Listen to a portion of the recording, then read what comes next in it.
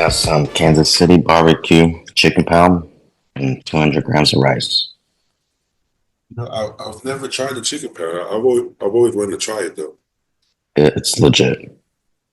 It's legit. One of my friends, that's all he uses when he used to compete. That's all he would use, and he said it'll make it so simple. But he also said it's not that expensive as far as it being already cooked. No, because I think like for 20 pounds, it's like 250. You get Mhm. 20% off your first order. But I mean, for 250, you get pretty much, me personally, it's longer than a month's worth. And I mean, my freezer's still stocked up, but I mean, it saves you so much time and you don't have to do nothing but just let it thaw out and it's ready to go. Damn. Okay. Yeah. I might look into that. Yeah, and And like this is the Kansas City barbecue, and then like when I get closer to a show, I just use they have like a contest prep plain, which is just no salt, no pepper, just chicken grilled. oh, simple as that. Yeah. Yeah. Sometimes with chicken, it's the texture. So if you have somebody who knows how to cook, just the texture alone makes it easier to get down, right? Mhm. Because a lot of people have an issue with they're like it's too dry, but if you cook chicken properly, it's not gonna be dry. You know. Oh, Yeah. amazing. What's your favorite flavor? I like this Kansas City barbecue is probably the best flavor, and then the teriyaki I use often, and I also add my own teriyaki sauce to it just to like revive it. And just the plain, because with the plain you can use my own seasonings or whatever sauces I want to manipulate the flavor. And Okay. yeah, it's pretty legit. When you switch over to the plain, what do you put anything on it? Yeah, I have a seasoning. It's called barbacoa or something. It's some Texas seasoning, but it's the seasoning that I put on my steak as well. So, um, but what I was doing with the plain during the winter is I make it with that seasoning, and I do chicken and rice and pour broth over it to make a soup. So, What does your current diet look like? first meal, I've been switching a couple meals around, but meal one, two tacos. Meal two is pre, a shake, some cream of rice and blueberries and peanut butter. Post workout, You chicken and say rice. when you say two tacos, it's like from home. You make it yourself. No, at the taco spot that I've been going to. So it's for $10. It's basically, if I had to like gauge it, 4 to 5 ounces of beef and then the two tortillas. And on a day where I feel like I need it, I will add rice. But when I add the rice, I feel like there's less meat. So I go for the more meat. So I just get plain. Okay, okay. Each tortilla is probably like what, like 20 carbs, 30 carbs, 25. Probably about that. They're not huge. They're probably about that big. Yeah, okay, okay. So You don't really like count count macros. You go by meals, right? Like whatever you know what you eat. Yeah, mhm. yeah. I've always done it like that, but I feel like when you start counting numbers, tracking steps, all that number shit, it becomes mental. Some So some people like it. I hate that shit. Like it's hard for people to understand that. Like I feel like you tell people, wait, you don't know your macros. Like I mean, I could count it if I want, but it doesn't matter because we eat the same shit every day. It's not like because I think some of the younger guys, they have so much variety. Like I'm gonna have this and this, and like for us, even if it's like an off plan, like some that people consider off plan meal, like taco, you get the same shit every time. So you don't have to guess like, wait, how much is it? You don't need to count it if you if you know exactly what the fuck you're eating, right? We don't exactly. we don't really And care. and when you get to like where we're at, it's like it's gonna be 6 to 10 ounce portion. Like for men, I go in the 8 to 10 ounce range. Yeah, Women, even in the 3 to 6 ounce range. It just depends. And you do something, and week by week you gauge that, and that takes out simple. the psychoticness of counting numbers and shit. Because again, who That's has time true. to do that? And I we don't don't have really time to care do to. that. What's up, Stu? Hello. Hey, Can you Stu. guys hear my anything in the background? No, no. Okay, Do good. you hear? Do you hear anything here? No. Okay, I am. People were bitching about my microphone, even though I they have a were. good microphone. I figured it was something you were doing, Beatty, because you fuck everything up. But I think it might be because the audio was playing through my speakers rather than a headset.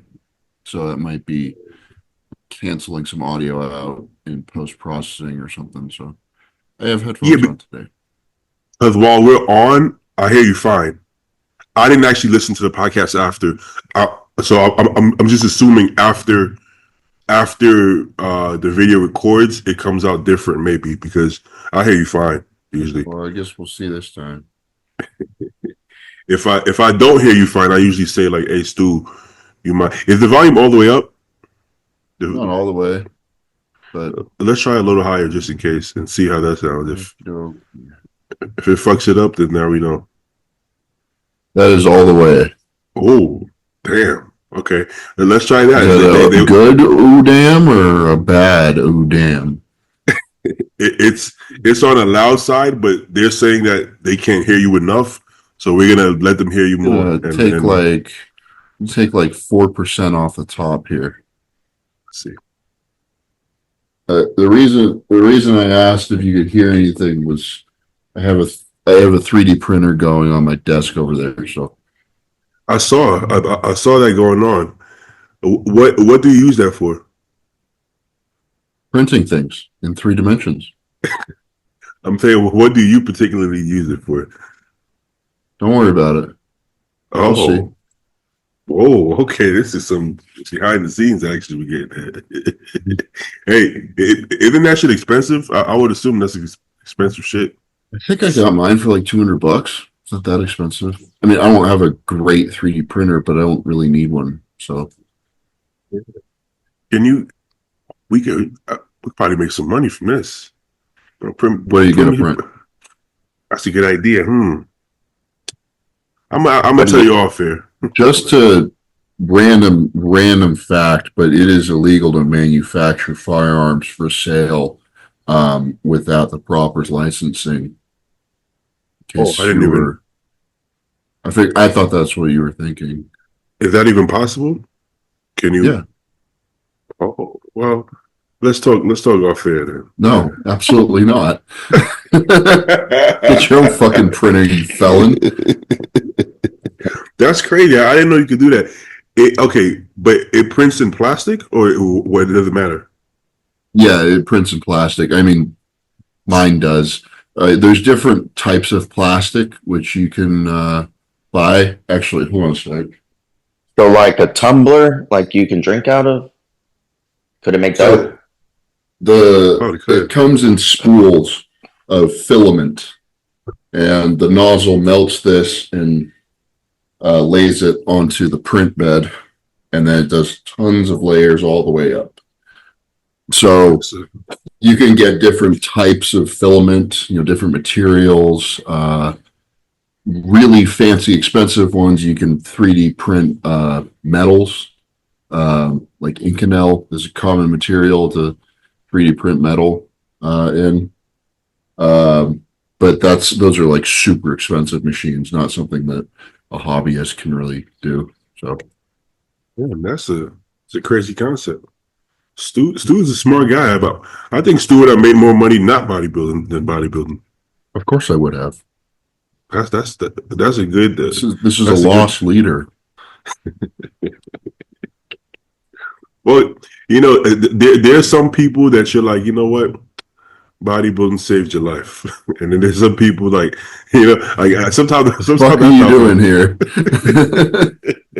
and then some people, I'm like, you know what, you probably making less bodybuilding. I mean, not that we couldn't make more money bodybuilding, but I think bodybuilding in a lot of ways it put some of us on the right path more mentally than anything, but.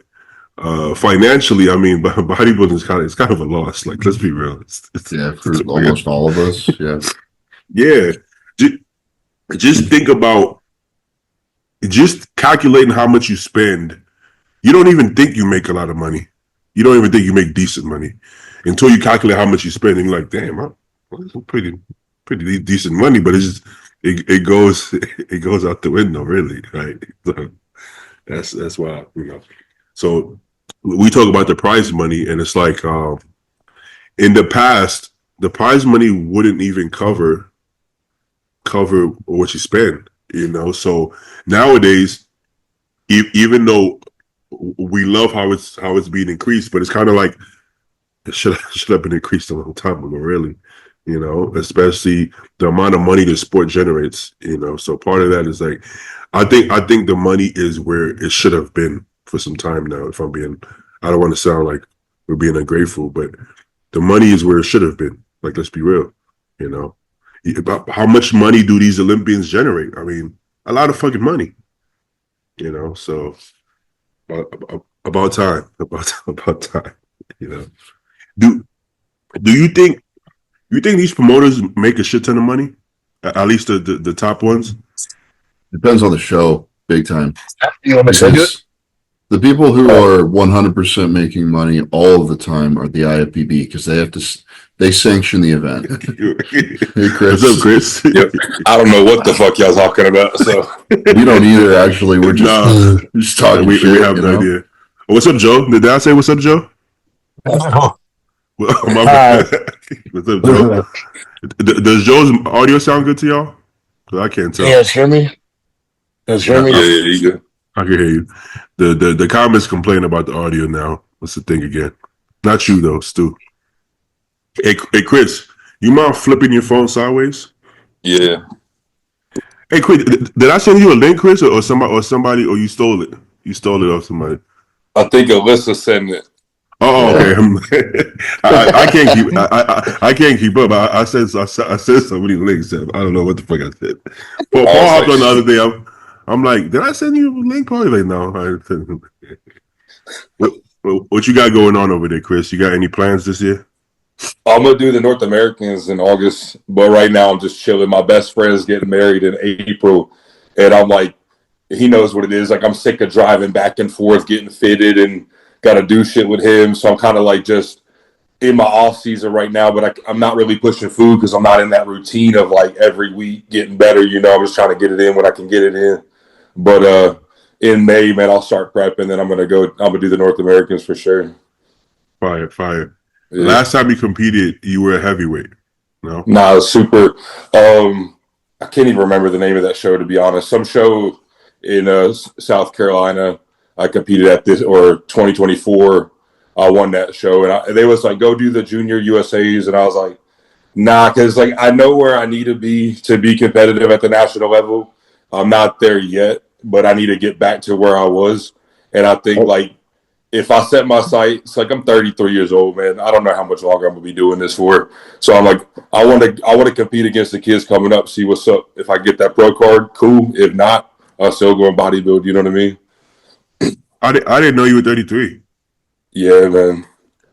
I thought you were younger than me. Should I appreciate it? I thought he was older than that. Yeah. Just like the accumulation of injuries suggested you were older than that. Fuck that. It is what it is, though, man. Well, I mean, I feel like part of training hard comes with a price, right? Yeah, there's a lot of. I like to train the way I like to train, man. You know, do I advise to go 100% all the fucking time, or do free weight movements all the time if you're not feeling it? Like, I would not bodybuild if I couldn't train how I want to train, and I know I'm probably not going to bodybuild competitively when I can no longer train the way I want to train. So I'm like, I'm just going to ride it out. You know what I mean? As well, might as well. It is what it is. I got to say that I have changed my training to a point, and it's not as fun. I'm not having fun training. If I'm being completely honest, I'm not really having fun training. I don't look forward to it the same. You know. Yeah, me neither. I like caffeine. I like to get pumped up. I like that shit. Like, I don't, like Stu was like, I'm just kind of even keel, like no emotion when I'm training. It's gonna get done either way. Like, I enjoy that. I guess because I used to play sports in high school and shit, and you in that weight room environment, and that's what I fell in love with it. And bodybuilding, I kind of just, oh, that shit's cool. That keeps me disciplined after school. I'm not playing a sport, so let's just do this bodybuilding. And I love to train, you know. I don't get that the same emotional release I used to get.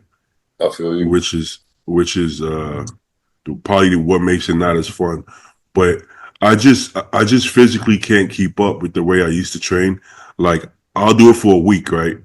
Like when I see the window, I'm like, my knees feel good. Fuck it, 9 plates, and then the next week I can't hack squat that much weight. So then I go back and forth, huh? You just get crippled, you know what I mean? Like that's what you got to find, that fine line where you can push. Like y'all know Nick Bagley. He's like Yeah. Texas. So I was talking with him about like where's the trade off, man, of like putting on tissue, maintaining tissue, or trading off of how you can train where you're not getting crippled and you can keep training. And we had a good conversation about that, man. I think it's like give and take. If you feel good, send it. If you can't, get the session in and move on to live another day. See, I definitely think you can add the if the food they gear and the genetics are where they need to be for you to even be at that level, I definitely think you can add the tissue training safely. It is more so of how like a fulfillment. You know, I couldn't say which one puts on more muscle, but now I've seen people put on a lot of tissue training. I don't know how to call it. I don't want to say scientific, but training different. I don't know, more calculated. You know, so I don't know, but then you always revert to going back to what are the top Olympians doing, and then you see how Samson trains, and you see how who got second, and you see how Hadi trains, see how Derek trains, you see how Martin and Andrew all these train, and they all train kind of like on the ballistic side, right? Kind of more old school. And every time we look at the top guys, they're usually training that way. So well, I then, think they all train hard. That's the only yeah. common denominator there. Yeah.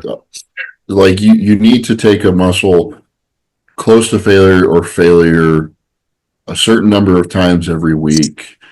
You know, that's going to vary from person to person. That's basically it. You can do that with textbook perfect form or with sloppy form. You're going to get, you're not, it's all about internal stimulus. You know, and I think the deeper you get into it, then, you know, you kind of realize that, you know, sloppier form hurts more just systemically. And like the bad kind of hurt, not the good kind of hurt, you know. We know the difference there. But I mean, then again, if you're bulletproof, you know, with your joints and whatever, then, you know, have at it. You'll still have a good career. Look at Branch, you know, he didn't get injured in the gym ever. He's still training the way he always trained. Whether I do like extremely heavy ballistic barbell rows or more focused seated rows, I feel the same stimulation. I get a good pump on both. I feel like I'm targeting where I want to target on both. The only difference is I actually just did barbell rows for the first time in a while, and my low back is tight now. So I feel right. So the trade-off, let's say even if barbell rows would put on more tissue, just a little bit more tissue, the only issue is the trade-off is that it makes it harder to stay healthy. And the longevity is important. Like most people, let's say Ronnie or Dorian, their careers ended when their body couldn't handle anymore. They might have had more in the tank, but their body couldn't handle anymore. So that is an important part of the equation, you know. But if you're telling me that, hey, if I can't train the way I want, I wouldn't want to train, then that's not a good trade-off because you're not going to train hard if you hate your training, you know? Exactly. I try to find a middle ground. Like I try to keep the reps as clean and precise with the execution as possible. And then once I can fail with that form, then I kind of go ballistic just to top it off. Yeah. Good point. Go ahead. I was just going to say what I've noticed over my experience is the guys and women who train heavy. For example, Rafe's wife, Melissa, like the heavy deadlifts, the heavy pressing, the heavy everything. It develops a certain look on stage versus the ones that are using machines and stuff. So I think there's a middle ground. Like you can find where you can mesh the two training styles together to complete a physique. This is the hard part to keep track of, because if I think about science-based training, the most jacked person I know personally that I know really trains like that and is jacked is Janicki. But then the only thing is that I look at his old videos, he used to train really heavy. He used to train like a bro. And then when I train with him in person, this is the part you don't see. So let's say he hits failure on the pull downs like this. You know what he does when he's done doing that? When he hits failure? He starts to pull that bitch like breads. So then you think, when you're like, But then it makes you think, does it have anything to do with there's some science in bodybuilding for sure. But is it the science, or is it because he's training his ass off? It's really because he's training his ass off. The selection is irrelevant. If he likes this shit more than he likes this shit, does it matter? As long as he's taking that bitch to past failure, you know? Just when he posts a clip of his training for a reel, he's not posting the last reps. So then people that copy him, they think that the set ends here. They didn't see how it ended when he's pushing it to failure. He's sweating and shit. You just see him with his hair done nicely, you know, with a cool outfit, and you think that it's just cute. But there's a part that's not cute. And I would encourage him to show just raw footage and not clips, just so people could see the other side. Because I think people think that he doesn't train hard, and that's just not the case, right? So do you think it matters at all? I don't think Instagram always sells the whole story though either. You know what I mean? Like, I post my top sets, and that's usually it. And people think, oh, Chris just fucking deadlifts and benches. Like, but I do a lot more than that. And then the dude y'all are just talking about, he got like over 1 million followers. He's got to market himself. He's got to keep up with his business side of Instagram. So I think like not everything you see is like, oh, this is all they fucking do all day. You know what I mean? That's a good point, because I also post my top sets that don't look as pretty. But I purposely do that because that's the one that looks cool to me. But you don't see you know, you might not see. I don't always post the back off sets, but the back off sets, I'm doing a lot more squeezing. It's not excessive, but I'm doing a lot more control, a lot more squeeze as well. So you could do a little bit of both, you know. I know. Same with Joe. Joe does back off sets. Joe, would you say your training is different now than it was when I used to work out with you? Yeah, yes and no. I mean, I don't train near as heavy, but I train like moderately heavy. Sometimes I'll go a little slower. Sometimes I'll go faster pace. I kind of just go with how I feel. Say like this week I did like 5 reps on my pressing. But the week before that I just did regular paced reps. And like it's like 1 week I'll do sets of 15, 1 week I'll do sets of 10. Or sometimes I'll pyramid, I'll go 15, 12, 8 or 10, 8, whatever. Like I'll just pretty much go by feel, and if I can get a nasty pump, that's a successful workout for me. So my goal every workout is to try to get a pump with difficult sets. So whatever I do within that, that's what I do now. But before, I would track everything. Like I wouldn't have a notebook, but I would always, like when I was chasing to be as big as I could get, as fast as I could, I would always like pyramid up to a top set and then either back off or walk away. So that's what I would train. But I don't do that no more. I don't go as heavy as possible anymore. Well, why are you starting to sound like Compton? It's my voice. My voice is gone. Oh, okay. So it just sounds like that. I'm starting to hear like a southern accent and shit. Like, no, when I got sick, my voice always goes. It's like, hey, is it weird that I feel like a lot of people start to sound like their coach? If you work for a coach like over 5 years, why does Jay all of a sudden sound like it's weird? I've tried not to talk as much because my voice is gone. So, but it sounds like that, I guess. Bro, listen to Chris Aceto, then listen to Jay. It sounds like a young Criscito talking. It's the weirdest thing, right? That happened with Jacoby. No, was it Jacoby? I think it was Jacoby who was talking. I was like, why you sound like Matt? I thought it was like that. This is weird. It's like you pick up, you start talking like your coach, bro. I haven't even heard Justin speak in a while too. So when he comes down, I'm like, yo, I'm gonna start doing a series on my YouTube called Becoming Compton.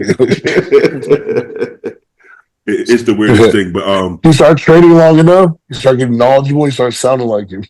you start getting. I think Jay and Chris is the most uncanny. I'm like, why do you guys sound the same? That's the weirdest thing.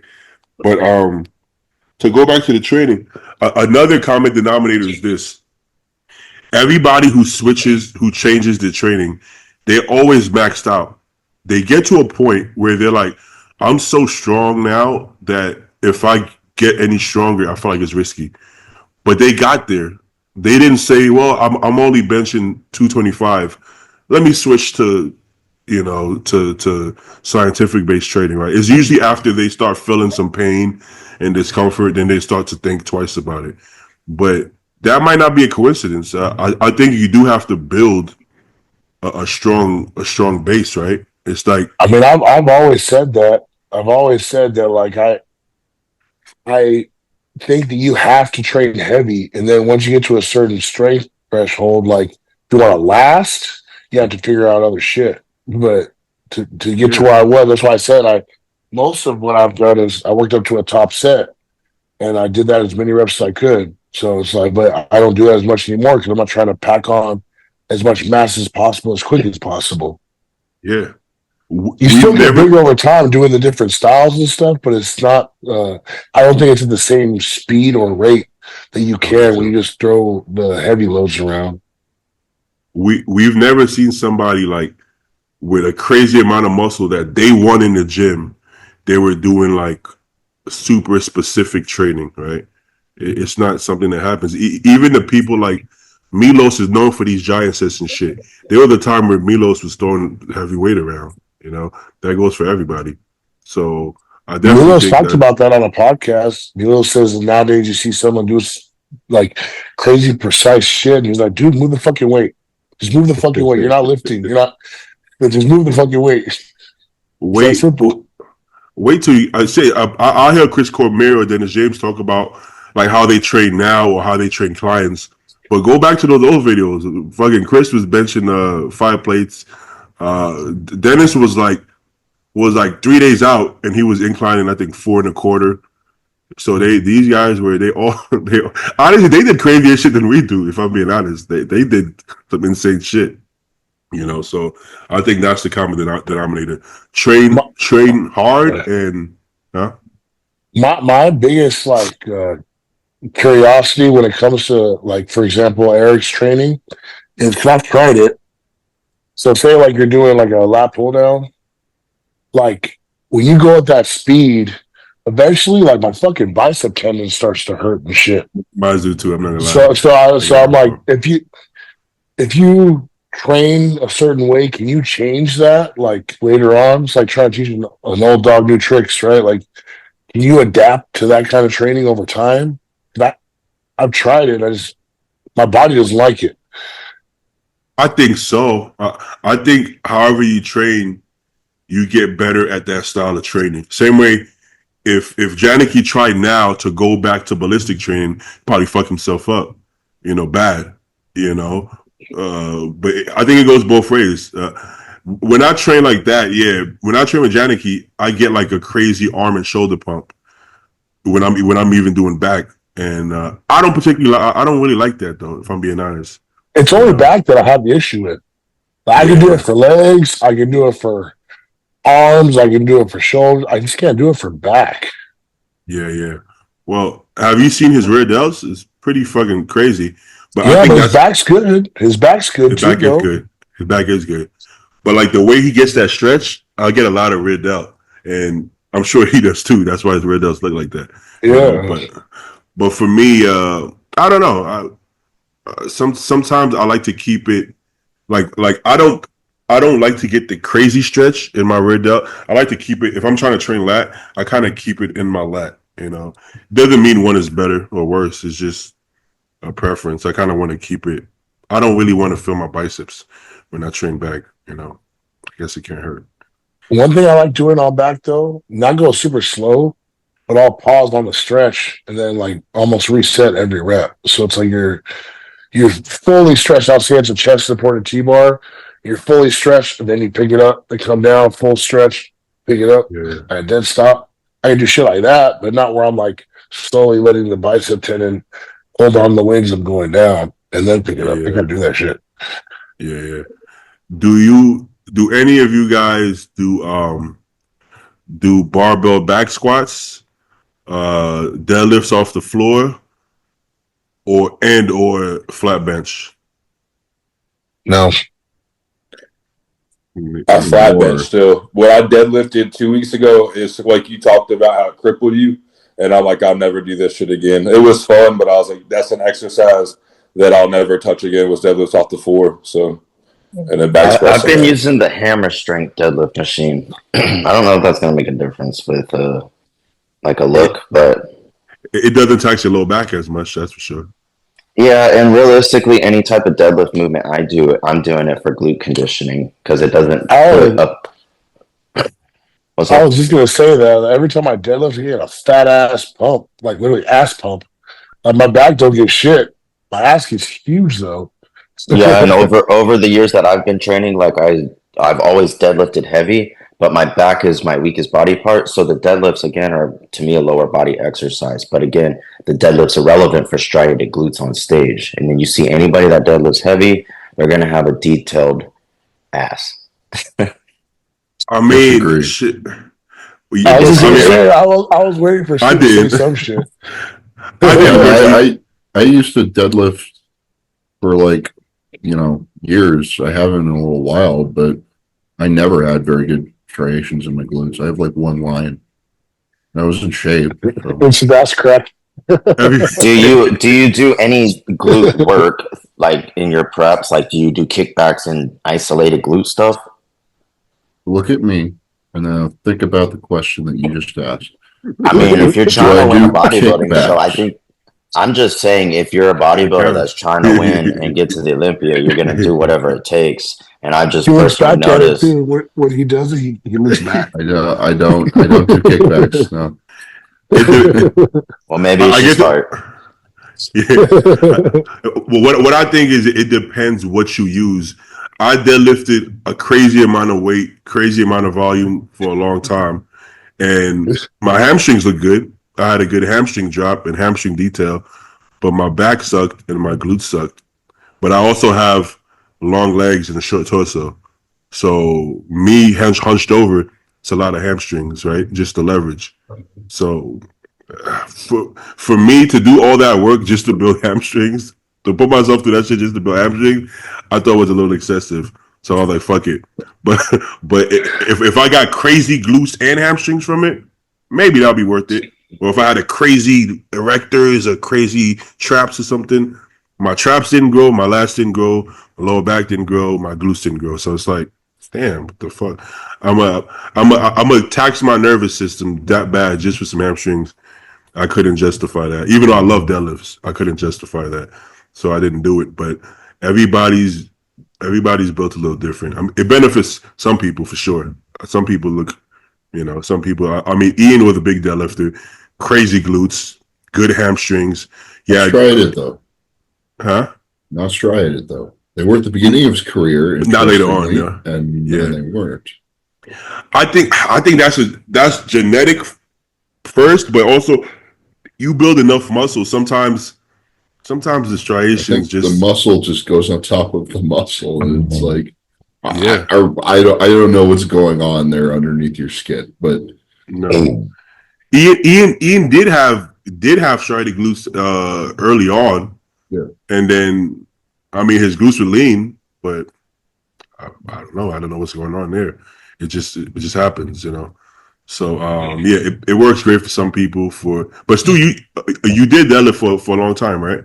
Yeah, up until a year and a half ago, I'd say. Did anything improve from deadlifting for you? Well, I felt it a lot in my glutes, and hamstrings, but mostly glutes. If I was doing them properly. And if I wasn't doing them properly, I was just getting greedy and trying to move weight, then like I feel it in my lower back, and that's not where you want to feel it. That's exactly how I feel. Yeah. I think they did help me develop my glutes a lot. Like I have pretty large glutes, but they're just not striated. Do you have lines on the side, like in your side chest pose? I do, yeah. And in my quarter turns I do, but just nothing from behind. You don't get the notches. Yeah. I got you. Well, I mean, I'm not actually all that worried about it because, like, you see the number of guys who are Ian, for example. He was winning shows without lines in his glutes, but he was clearly in good condition, you know. And so I'm not that worried about it. It's just like one of those nice to have showy things, right? Especially when you work that hard to get in shape. Yeah, that's common nowadays because guys are bigger. But I wouldn't. I think guys are in shape. You know, I think guys are in shape, but I don't think guys are striated per se. Justin Abbott has the best glutes in my opinion, and he does hip thrusts. I don't know if he's doing kickbacks and shit. I'm sure he is the way he I think trains. he does. He trains glutes. He trains glutes pretty hard. Like I don't think I've ever seen somebody train specifically glutes and hams that hard. Right, like he does a lot of glute workouts, dude. I'm gonna write you up a glute workout. Go for it. Well, the issue is Stu's glutes are big, though. I don't know if they are. Justin's glutes actually big? Does he have a big ass? You asking? That's a really good question. Let's see. I mean, I'm trying to remember what his ass looks like. This is such a strange thing trying to conjure. I've only seen it flex, and it's fucking like two zippers on each side. He's super. He's always got lines in there, even when he's really. Chris, do you have striated glutes? When I'm peeled, but I gotta like suffer to get striated glutes for sure. But I won't go on stage without them. I think it's the winners have it. You know what I mean? So that part. It is what it is. And again, I just personally I think it could be maybe I don't pin my glutes, so I don't have anything. Neither. I haven't done that like ever. I've never done. So I don't know. I don't like to pin glutes. Maybe it's genetic wise. Like my abs fucking suck, and some people have good abs. I pin my glutes from the beginning, and I have striated glutes. You do actually, yeah. As long as the muscle is there and the condition is there, if the lines aren't there, I think it is what it is. I don't know if you could do anything about it. Okay, Stu, I'm gonna bully you one more time. Do you do hip thrusts? I don't. Would you? No. Why? Because why not? I just don't. I don't feel like it. What about glute abduction on the hip machines or whatever? I don't know. I have never trained my glutes in my life. Okay, so basically, you don't isolate them, therefore they don't have the detail. If you isolate a muscle, it's gonna get detailed no matter what. If you start isolating your triceps more, you might produce striated triceps. It's no different for the glute muscle, in my opinion. I mean, I've been isolating my triceps as long as I've been training, and they don't have any striations in them. So I will say I do agree to that to a point because I've been training triceps a lot more concentrated, and I'm seeing like even in off season I have like lines and shit in my triceps, you know. But I think if you like what you do and you love bodybuilding and you want to bring your best version of yourself because you have the image in your head and you want to have striated glutes or you want to have striated triceps, you're going to find a way to make it happen one way or so another. That's the disconnect. I have accepted that this is not in the cards for me. What's not in the cards for you? Having a cheese grater ass, and I don't care. I really don't care. I think that if the rest of your body is up to par, then one thing like that isn't going to hold you back, especially when you have guys like Samson winning the Olympia. Well, I think a guy like Ross Flanagan beating a guy like Tonio proves that point, though. fucking striated ass cheeks, peeled. Yeah, I can see I that. don't talk about 23 California on this podcast, Alyssa. I'm just saying. If it's, you know what, if it's close, I think it can put you over the top. But generally, there's very few guys with that look. Right? You have like you have a Lunsford, you have you have Wyatt. Maybe what's the guy named from Iran? No. Baruz? Beirut. Yeah, you have a Beirut.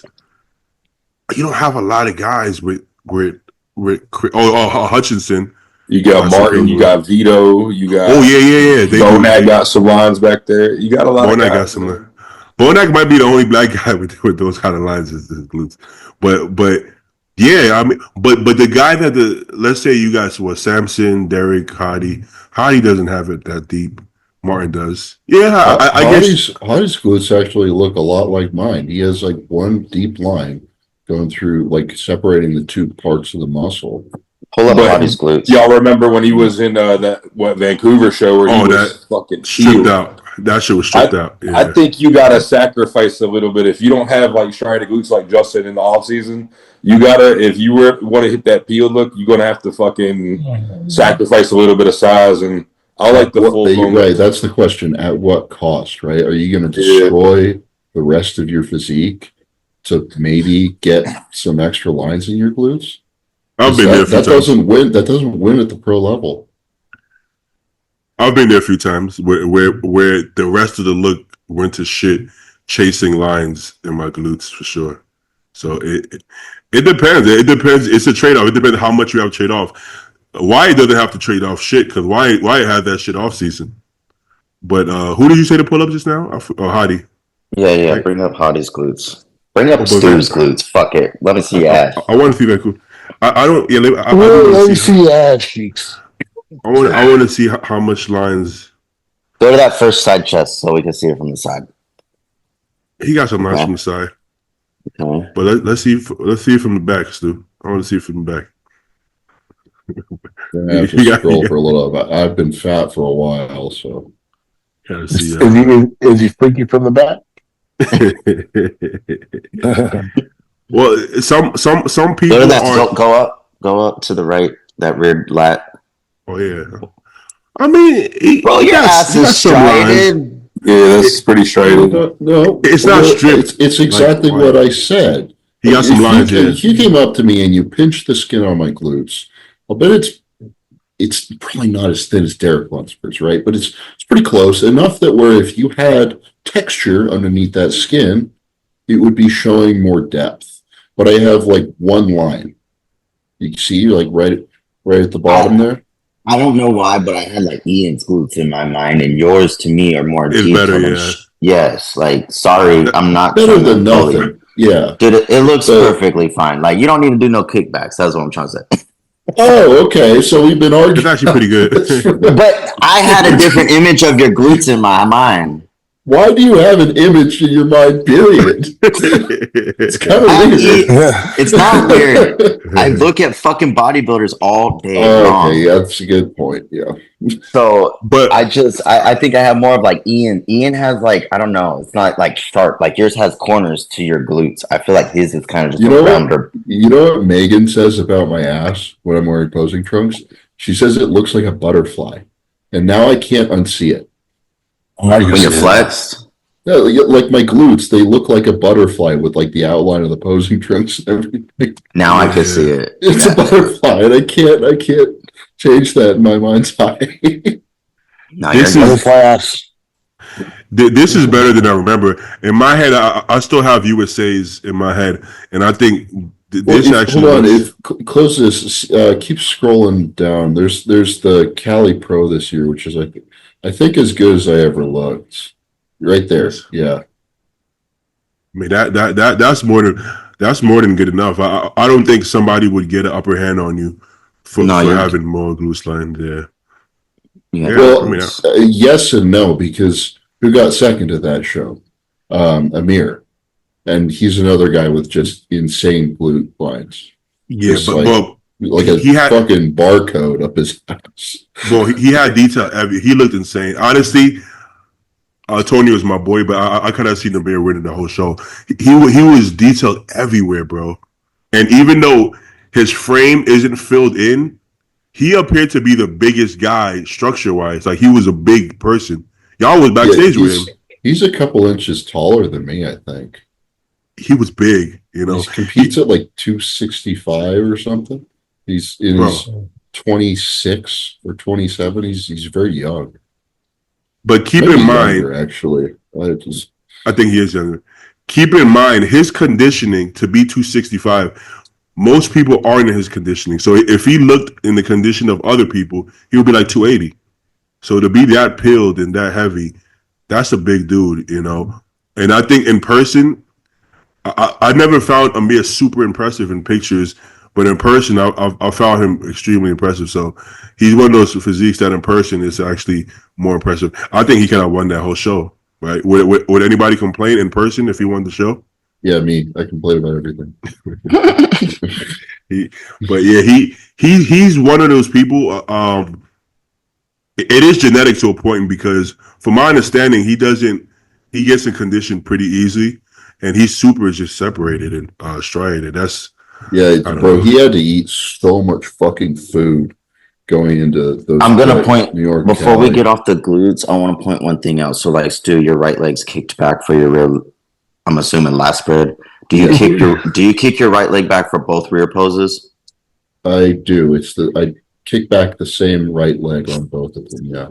Okay, so I don't know if you see it in your own physique, but in my own physique, I kick my left leg back for all my rear poses. My left glute has more lines than my right glute because I'm actively flexing it more often. I pose daily, obviously, but that's why I don't know which one has more detail in it. That's interesting. Next time I'm in shape, I'll take a look. Because, I also have, that classic front double pose I do with the fucking hand in the air bullshit. Okay, when I hit that pose, my left leg is propped up. My left leg is more detailed than my right leg. Because I'm crunching down on my right abs and that left arm's going up, my left oblique is stretched out. My right side is crunched and flexed. So over the times, since 2014 that I've been doing this, my right side of my abs is more diced, there's more lines and then in my left side. So I've just noticed over the years the way that I pose has developed some imbalances. Yeah, I kind of so my right leg, the rec fem right up the middle, I just have a bad connection with it for some reason. So at certain angles of my knee joint, I find it very difficult to actually fire that and get all the separation I need there. So when I put more of my weight on my left leg, it makes it easier to light up that rec fem and keep it flexed while I'm doing a front double or something. Because I've seen videos of myself posing on stage and it'll be turning on and off when I'm hitting a front lat spread or something. Yeah, I know what you're talking about. And a guy like Samson, he switches legs when he does a rear pose. I just never. I feel just keep it locked in on one side. Same thing with the front. I don't switch up my legs for the front double. Yeah. I think the closer you get to the show, you start overthinking poses sometimes.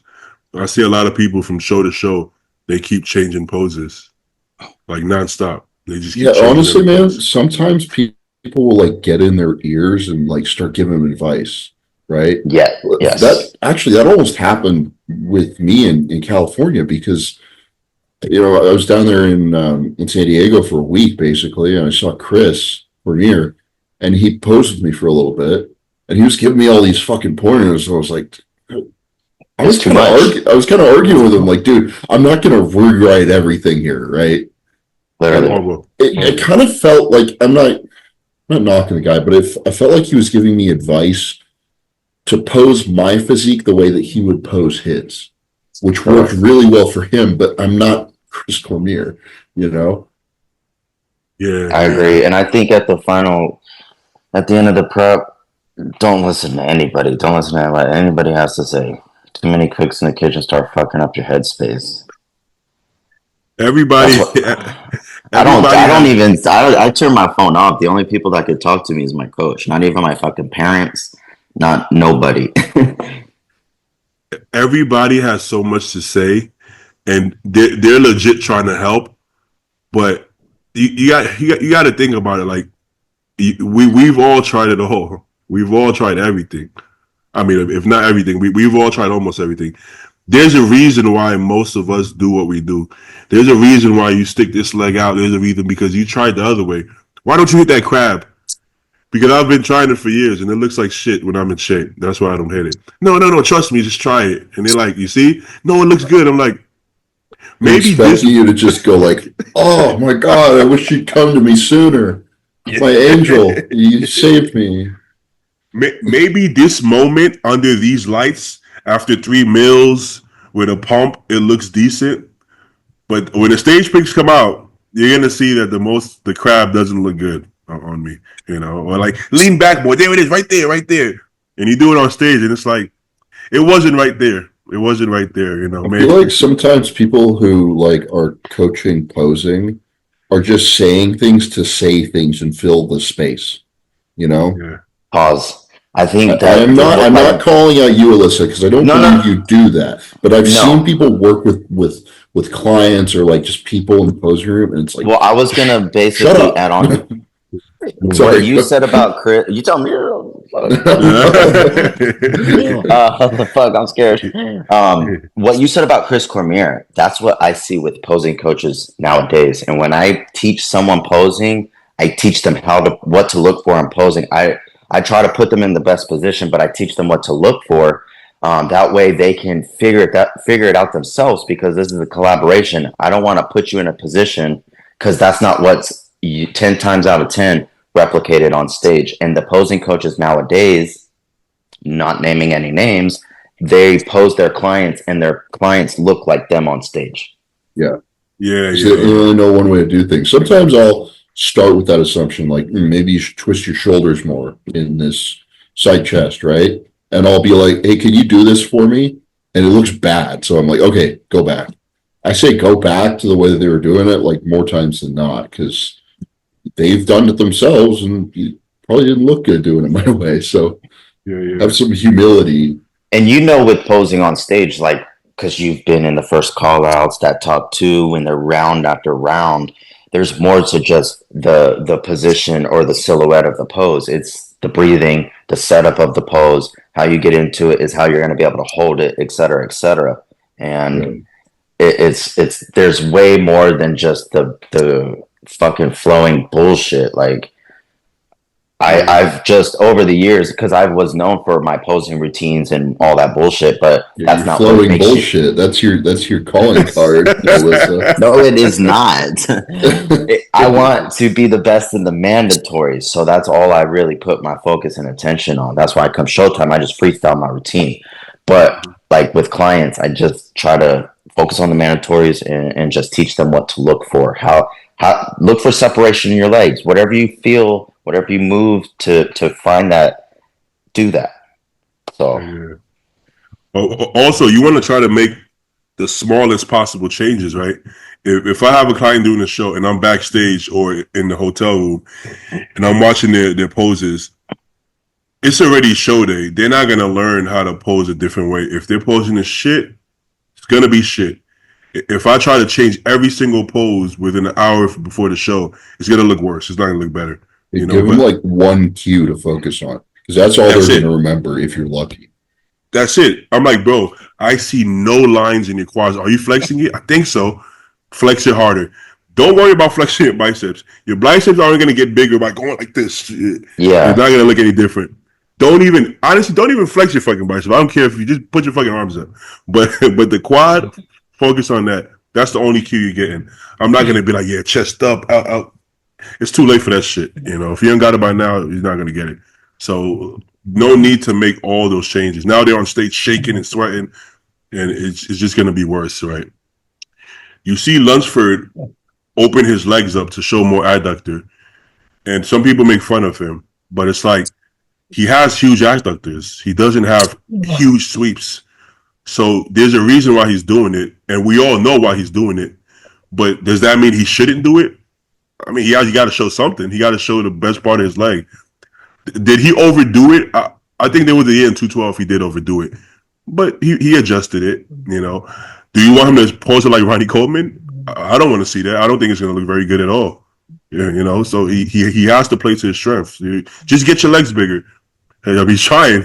I'm sure he's trying. What you want him to do? So you still want to show your strengths. That's just part of the game. You know what I'm saying so. Everybody can't pose how you want them to pose because it might not show their physique the best. So you got to work with them to some extent. You know, you also want to look comfortable on stage. So if you're thinking about a million things, you don't look very comfortable. You know, so you remember it got super popular to like stick your butt out on all the back poses, like just completely stick your butt out, and then you have no detail in your glutes but have huge adductors. I mean, some people can pull off a little bit, but I think it got overdone. You know, that one dude in the 212 that would do that one pose where he stood on one leg and like bent over to show his glutes. He's the one that really pushed his adductors out from the back. It doesn't look aesthetic. It doesn't look aesthetic. I think it looks. I don't like. It simply looks like you're pushing your ass out, and I think as an open male, you should find the middle ground of tucking and pushing. I think so. I think Beirut does a decent job because his glutes are so shredded. He doesn't need to squeeze it that hard. So he does he flexes it and then a little bit. You know, you got. Does that Reagan pose like that too, where he's like halfway in the middle? Yeah, he doesn't flex it all the way. You know, I kind of want to see Regan just hit the glute though. Yeah, I bet he's like Stu, you hit the glutes sucked in. I did that in 2021, but it leaves me as a women's physique fully gapped out in the middle. So there is a middle ground. In order to display my glutes, because as a woman's physique, they don't want you to suck your glutes in; they want you to pop them out. But for me to find the pose, I suck them in. And then as I'm opening up my upper body, I'm just kind of pushing it back out to where it's a feeling that I'm able to connect with because I practice it. But I suck them in to show off the condition, and then I pop it out. And I don't over pop it to where I lose contraction of the glutes, but it's a neutral tailbone position. And once you practice that, it's a feeling that you're able to connect with on stage.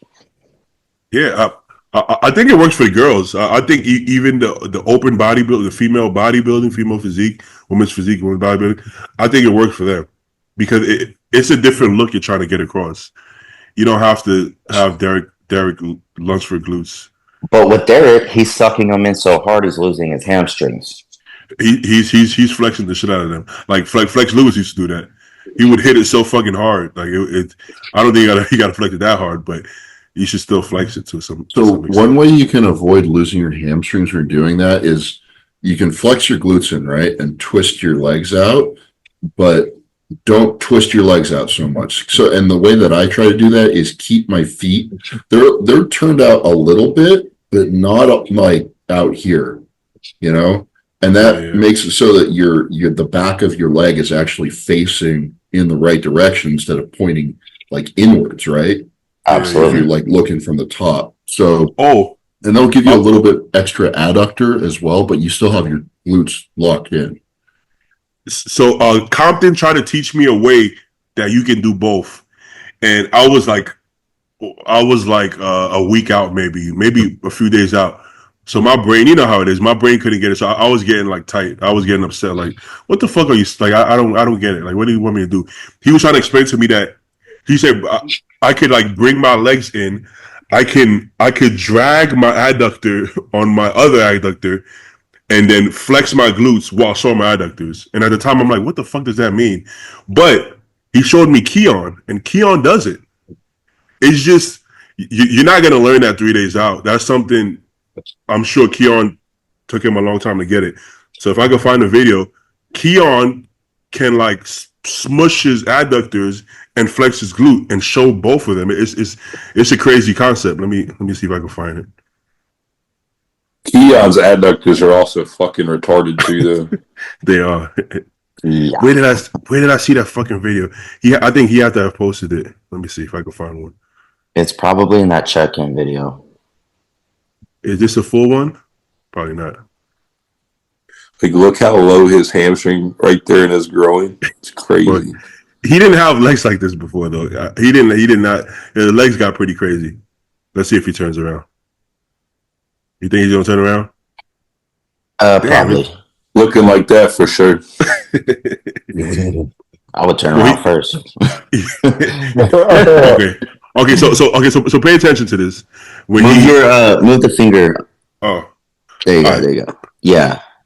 So when he goes into, he's kind of doing it right now. Fuck.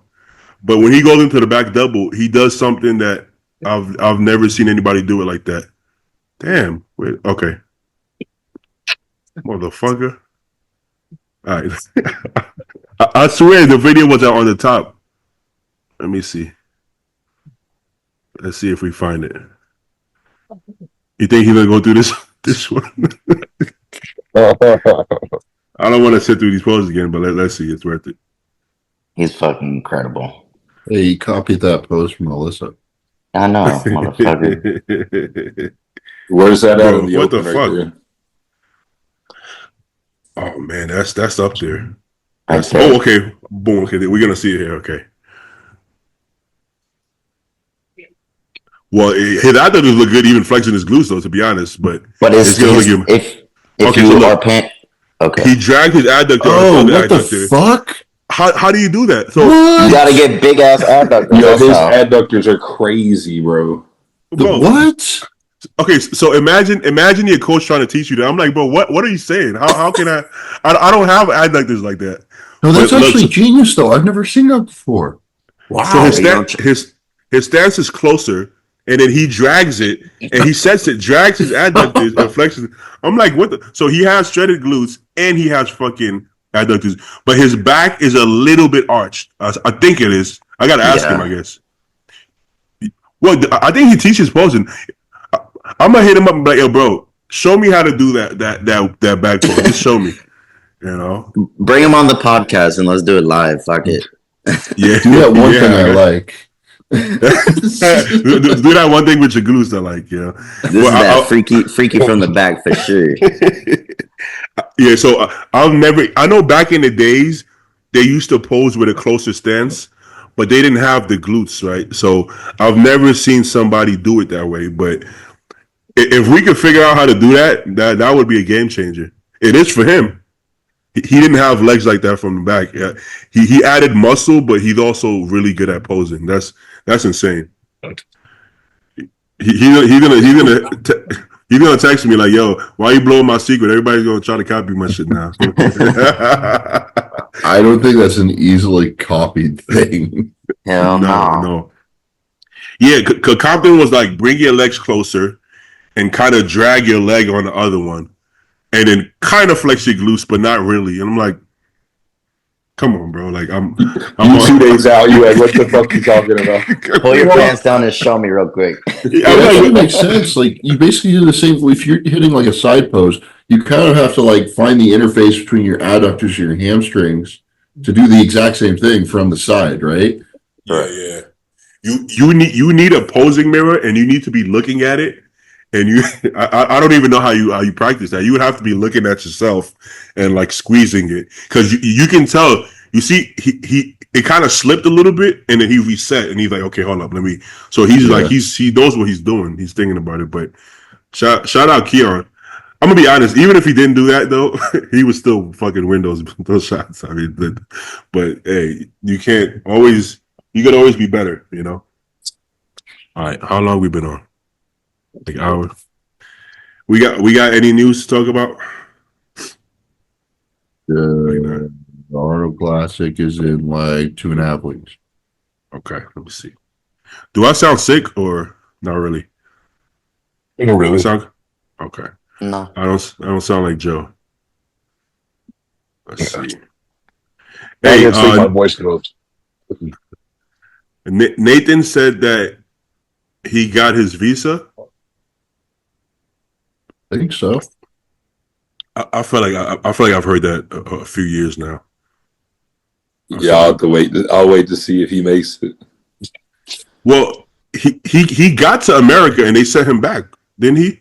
That was like last year. He actually got to the airport and they sent him back. So at that point, I'm like, oh man, did you kill somebody, Nathan? You got a murder charge? What's going on? Like, damn, why is it that serious?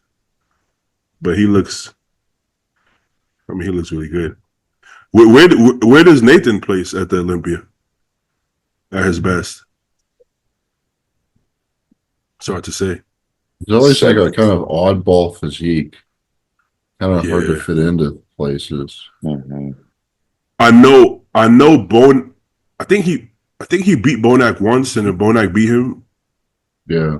I might be off, but just because Bonac beats him doesn't mean he'll place higher at the Olympia. Because depending who you stand next to, that can change, right? Like we've seen that happen before, right? We've seen people beat somebody at a show, and at the Olympia, things change just because it's a different lineup, you know. Let's see, but yeah, I think. But what do you guys think? Let's see, I would say top 10 for sure. Well, let me not say for sure. Yeah, I'd say for sure. You think sure? Yeah, 7, 8, 9 area probably. Wait, who got 10th? Akeem, Somebody. right? No, Akeem. I mean, Akeem is pretty fucking good, man. No, wasn't it Bonac, Akeem, then Curry? 7, 8, 9. Yeah. Did Dewey get 10th or 11? Well, Who got 11? I think he would be in that realm. I think him versus Akeem is a really good matchup. Have he beat it? Yeah, he's beat Akeem before. He won New York. But this guy is strong as fuck. Let's see. And he gets these little injuries here and there, and he just goes right back to doing this shit. He gets big injuries too. He's torn both of his biceps in the last few years. Yeah, he did. Yes. Nathan doesn't give a fuck, man. Nathan is just he don't give a shit. I gotta get him on the podcast. I just don't know how he's gonna be with the banter. We've been on with him before, right? Bro, he is the best with the banter. He is banter incarnate. Yeah, good point. Yeah, good point. That's all he does. It depends. Sometimes he's serious though. I've seen serious Nathan too. It depends on his mood. Come on, do we bring serious out in a lot of people? Probably not. Yeah. When Nathan speaks, though, you have to have subtitles. That's true. Especially if he's like excited and he's talking fast. Holy shit! It's a different language, man. You know he thinks he's speaking clear English. Like the way he speaks to his friends is not how he speaks on a podcast. That's him, like clear scouse. Yes, basically. Yeah. Like I heard him say, like, I use my American accent. I'm like, that's your American accent? Holy shit! That's not what I consider American accent. But he's trying. You know. He's pretty damn strong. Code switching. Really, yeah, code switching. There's a video of him fucking squatting like there's something crazy, like 8 or 9 plates or something like that. It's always like his first rep that looks sketchy, and then he bangs out like 10. It's like, how the? Yeah, his first is always slow. 1, 2, 3, 4, 5, plates. 6, 7. Bro, why would you do that? He was probably using his hands, but regardless, this was a small Nathan. This wasn't even big Nathan. This is UK shit right here. No hands on the bar, but hands on the railing, and all look at the knee flexion, doing a close stance. That's insane. That's not a thing anymore though. I don't think people are willing to take those kind of risks, but that shit is fun. That's all I know. James Hollingshead does. Yeah, James. He doesn't even train like that anymore. Like, no, he doesn't. He used to, but he doesn't anymore. Like it'd be like like a random day he'll put on some heavy shit, but 99% of the time, no. Nathan is just he's like that all the time.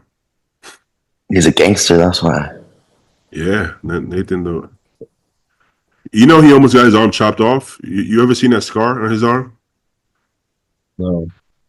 Somebody tried to kill him, and then I think he stabbed the guy in the face or some shit like that. Something one of those crazy stories. He's from a different part of town. All right, let's go back here. The fuck. Okay.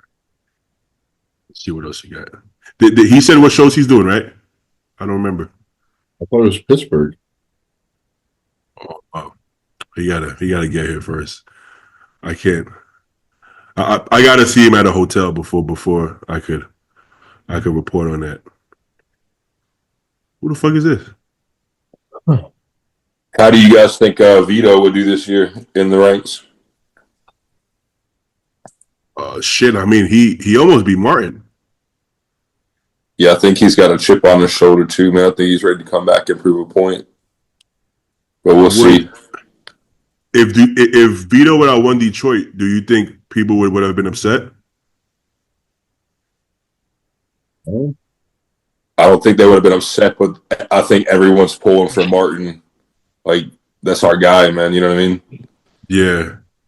Martin was rounder and bubblier, but Vito was like, which is crazy to say, going against Martin. He looked harder, actually, in a lot of body parts, which is quads and glutes even.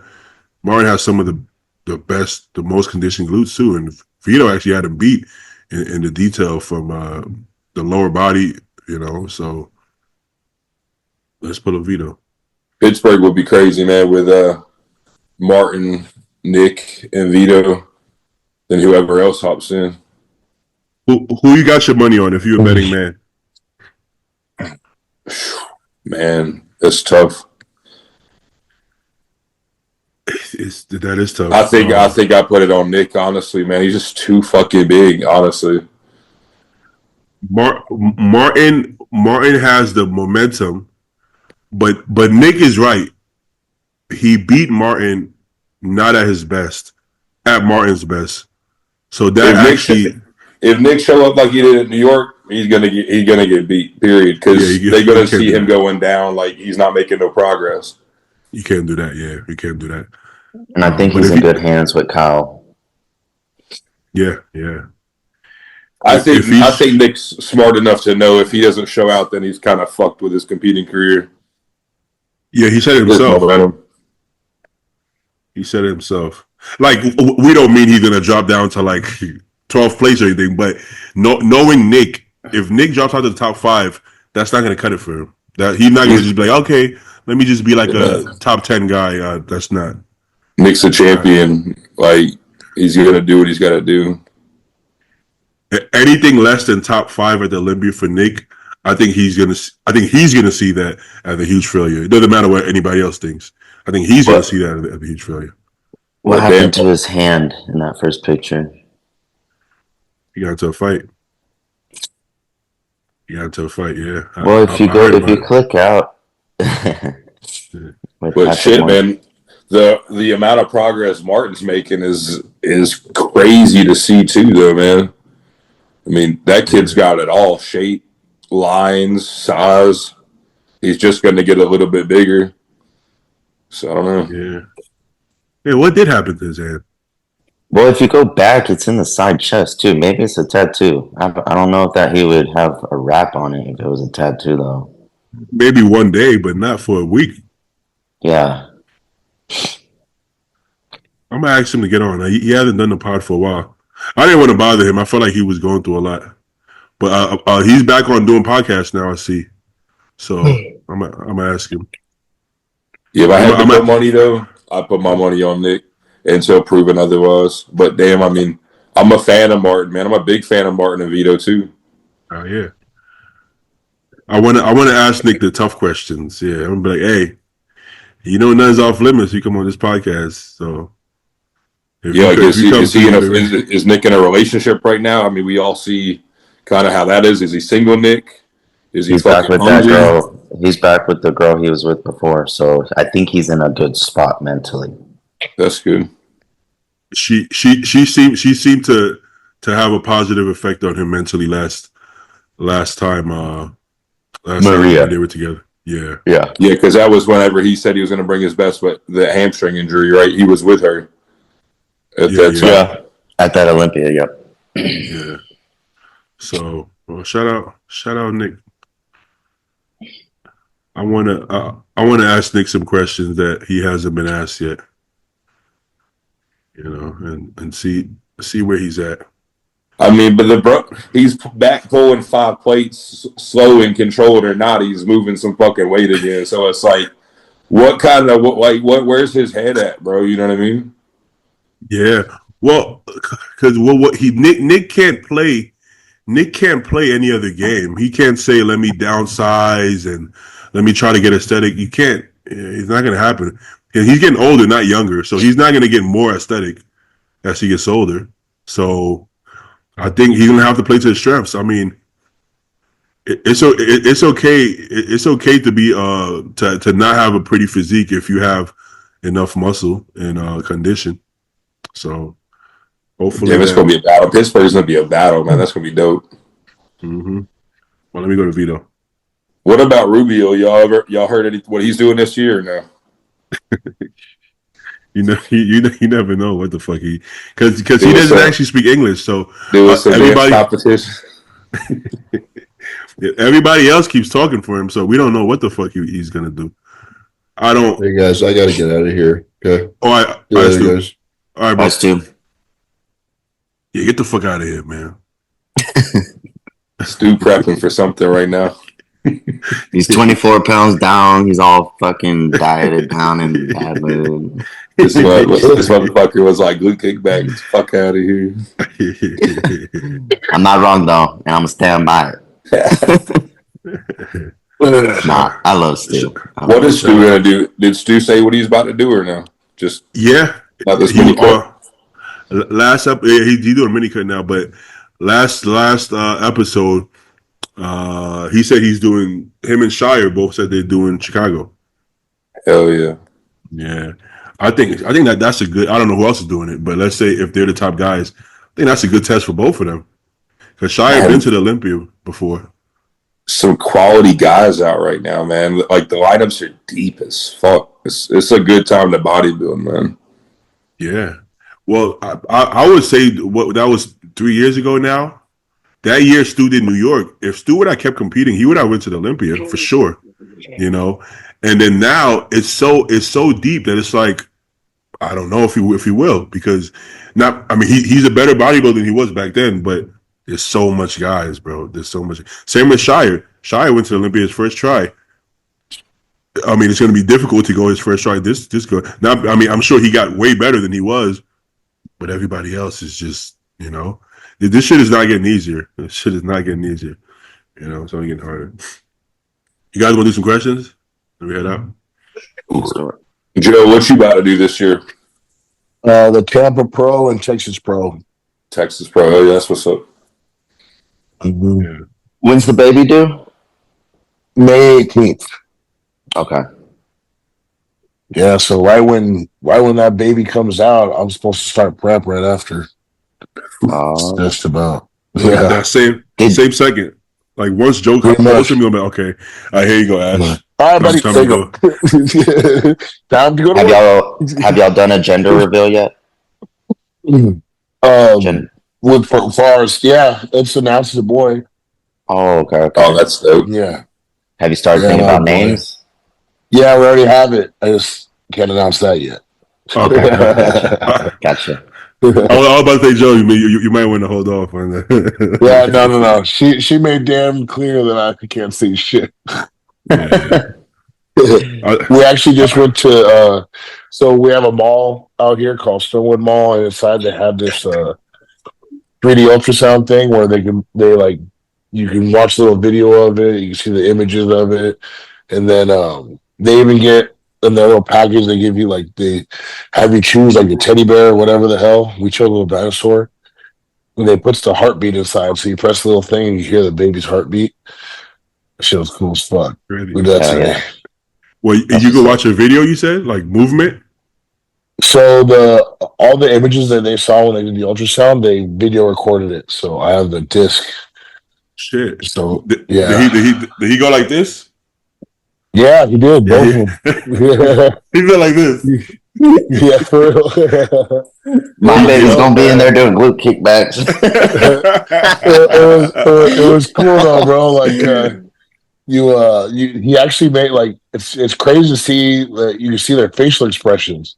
Like he was smiling on one of them, he was pouting on the other, he was laughing at one of them. It was fucking crazy. Damn. What the fuck? Just make sure he doesn't stick his butt out when he does the back double. No, Hey, we already had a talk. Squeeze the glutes. Don't do that shit. We don't do Yeah. that. Do the Keon. I'm dead. Yeah, you gotta meet in the middle. Yeah, do something in the middle. I got big adductors too. What you want to do? That's hilarious, man. Oh man. I'm dead. All right. Let's do some questions. These questions are people talking about the Super Bowl. That shit was ass. Like, I didn't really watch it. I mean, it was they very asked much downhill. they asked Kevin Durant, "What do you think about the Kendrick performance?" He said, "I didn't really think about it at all." He's like, okay. He was like, "It didn't do nothing for me." I'm like, "Damn, Kevin, shit. I thought y'all was friends or something." I mean, I gotta be honest. I wasn't really into it. Football in general, like I'm not that hype about Super Bowl these days. I thought the Kansas was gonna win, if I'm being honest, just because they seemed like It was just a shitty game. I like watching football when it's a good game and you're in the third and fourth quarter and it's like play for play. But this one, it was just like the Chiefs. I just don't understand. Ass. I just don't understand how you can be that like good going into a Super Bowl just to fuck off that bad. That bad. Okay, there ain't no way. There ain't no way. They just ain't. if we talk about the performance, right? Here's my thing, right? If you're a really good artist, right?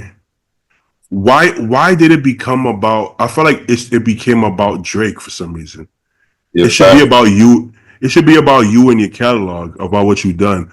But the focus, everybody's talking about Drake and Serena Williams. This was your shot. You did the Super Bowl. This is one in a lifetime thing, and it became about Drake. And so, in some terms, that's like more of a W for Drake. It became about him. Imagine you're married to a woman, and she flies out to crip walk to a diss song of her ex. I'm like, why are you thinking about him? I'm like, what? Is he on? Is that's what's on your mind right now? Your ex? Like, you dancing for him right now or what?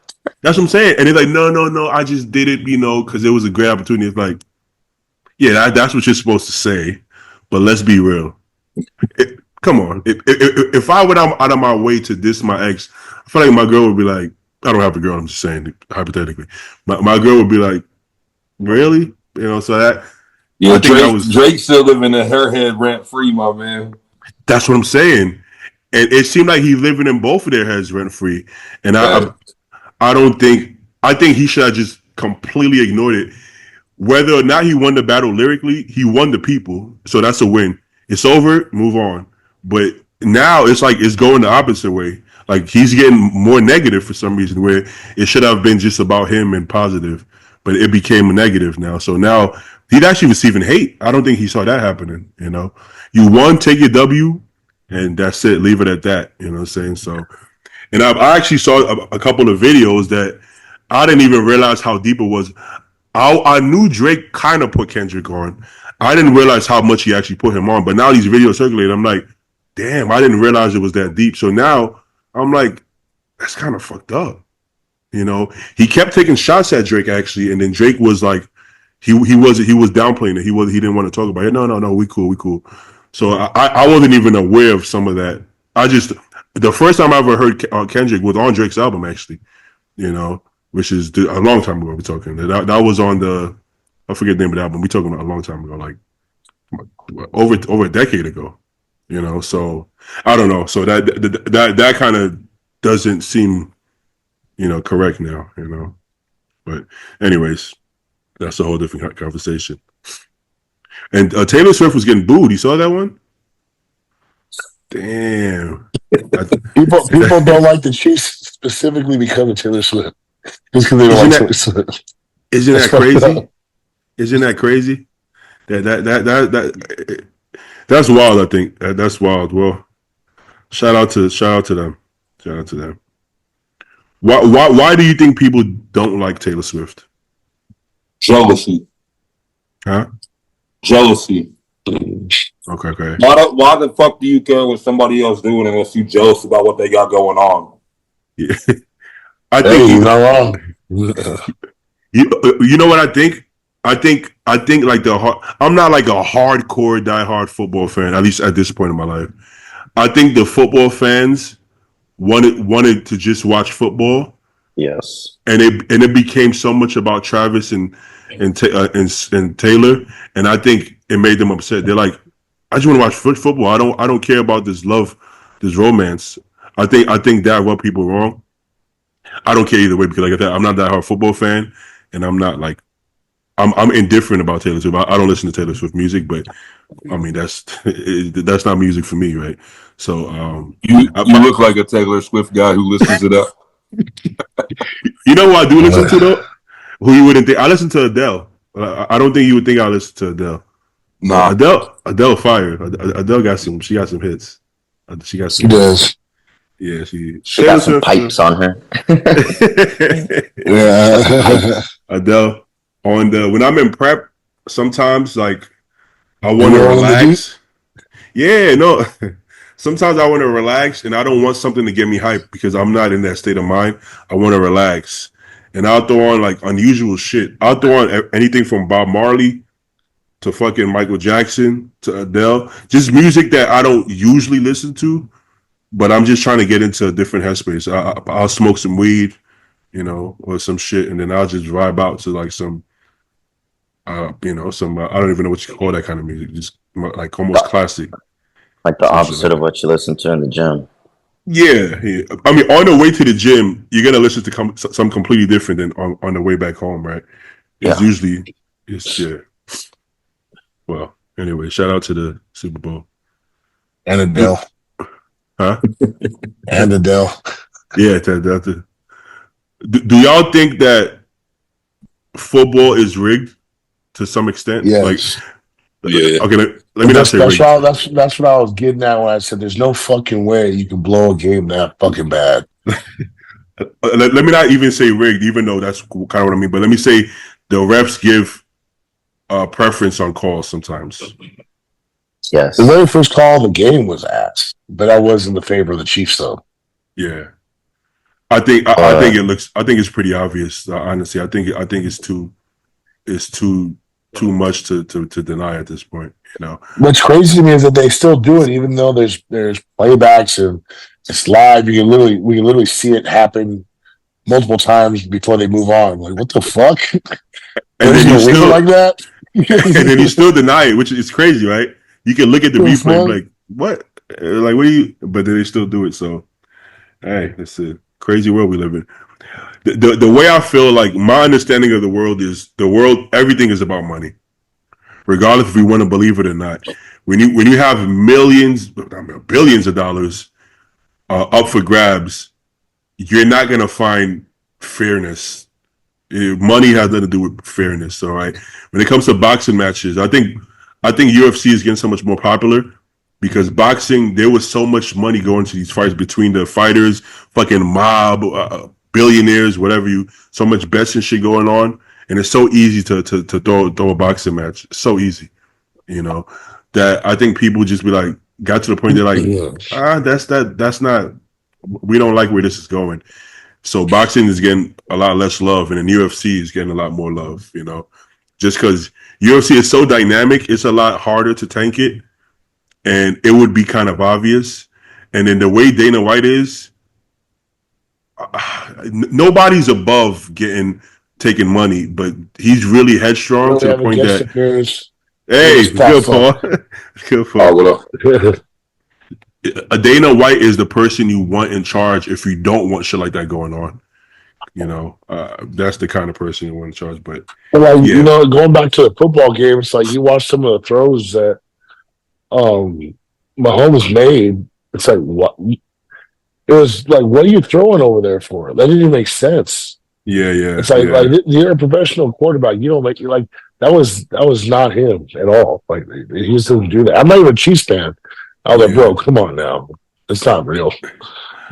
At that level, Yeah, you don't make mistakes that obvious. You just don't. No. You know how good the top athletes are. However, they're better than we think they are. They're on a different level, right? I watched a documentary on Netflix. It was about this basketball player who was supposed to be like the next big thing, and he got caught up with the mob, and he started tanking games, right? Because they were bet on the games. This is one player. Imagine one player. They're like, we want you to lose by 4 points, and he'll lose exactly by 4 points. We want you to win by 2 points. He'll win exactly by 2 points. This is college level we're talking about. Imagine one player being so good that with 12 players on the court, with 10 players on the court, he can single-handedly fix the game down to the exact point. That's crazy. At the time, if you would have said this is fake, everybody would be like, well, how could a college basketball game be fake? You're stupid, conspiracy theorist. The guy was making all kinds of money from the mob. So it's like, or Tim Donaghy, there was another episode on the NBA coach who went to jail for betting and fixing games. An NBA referee. Oh, NBA can't be. Bro, we talking about billions of dollars. Forget the NBA money. We're talking about a lot of powerful people who are betting on these games as well. It's not what we think it is. Money makes the world go round. It's not about, you think they give a fuck about us and athletes and teams. It's about the bottom line all the time, so you can not believe it if you want, but it's all about money. Okay. Who do you biggest craving for? What food do you have the biggest craving for in prep? I always crave pancakes. I always just want a burger and fry, man. I'm always down for a burger and fry. I'm craving Five Guys right now.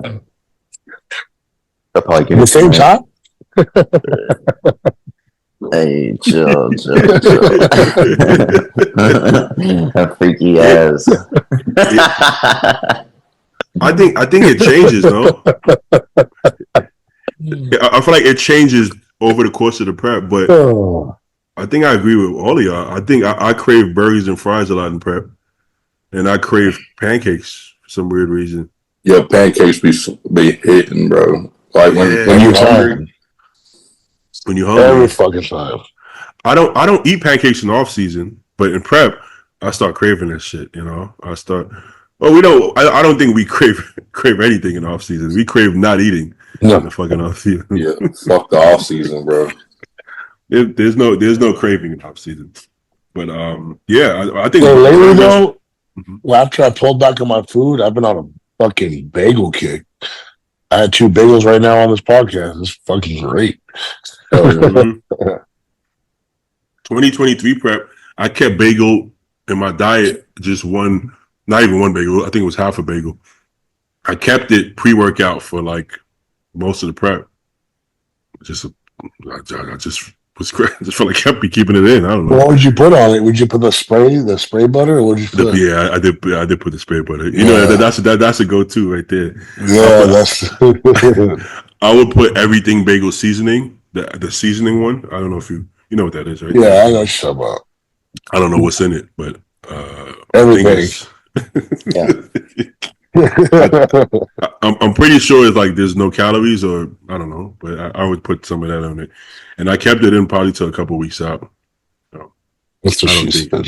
And then he switched to sourdough. I'm just kidding. Yeah, it's just a sourdough. I don't think that shit makes any difference. Now, if you have a bagel with every meal, maybe that could add up. Yeah, that's 50 grams of carbs right there. That's a lot of carbs. Yeah, a lot of carbs. All right. Does flour make you sleep better? I think he means weed. I was thinking flour tortillas. Well, the study shows that weed actually makes your REM sleep worse, but you'll fall asleep faster. That's for sure.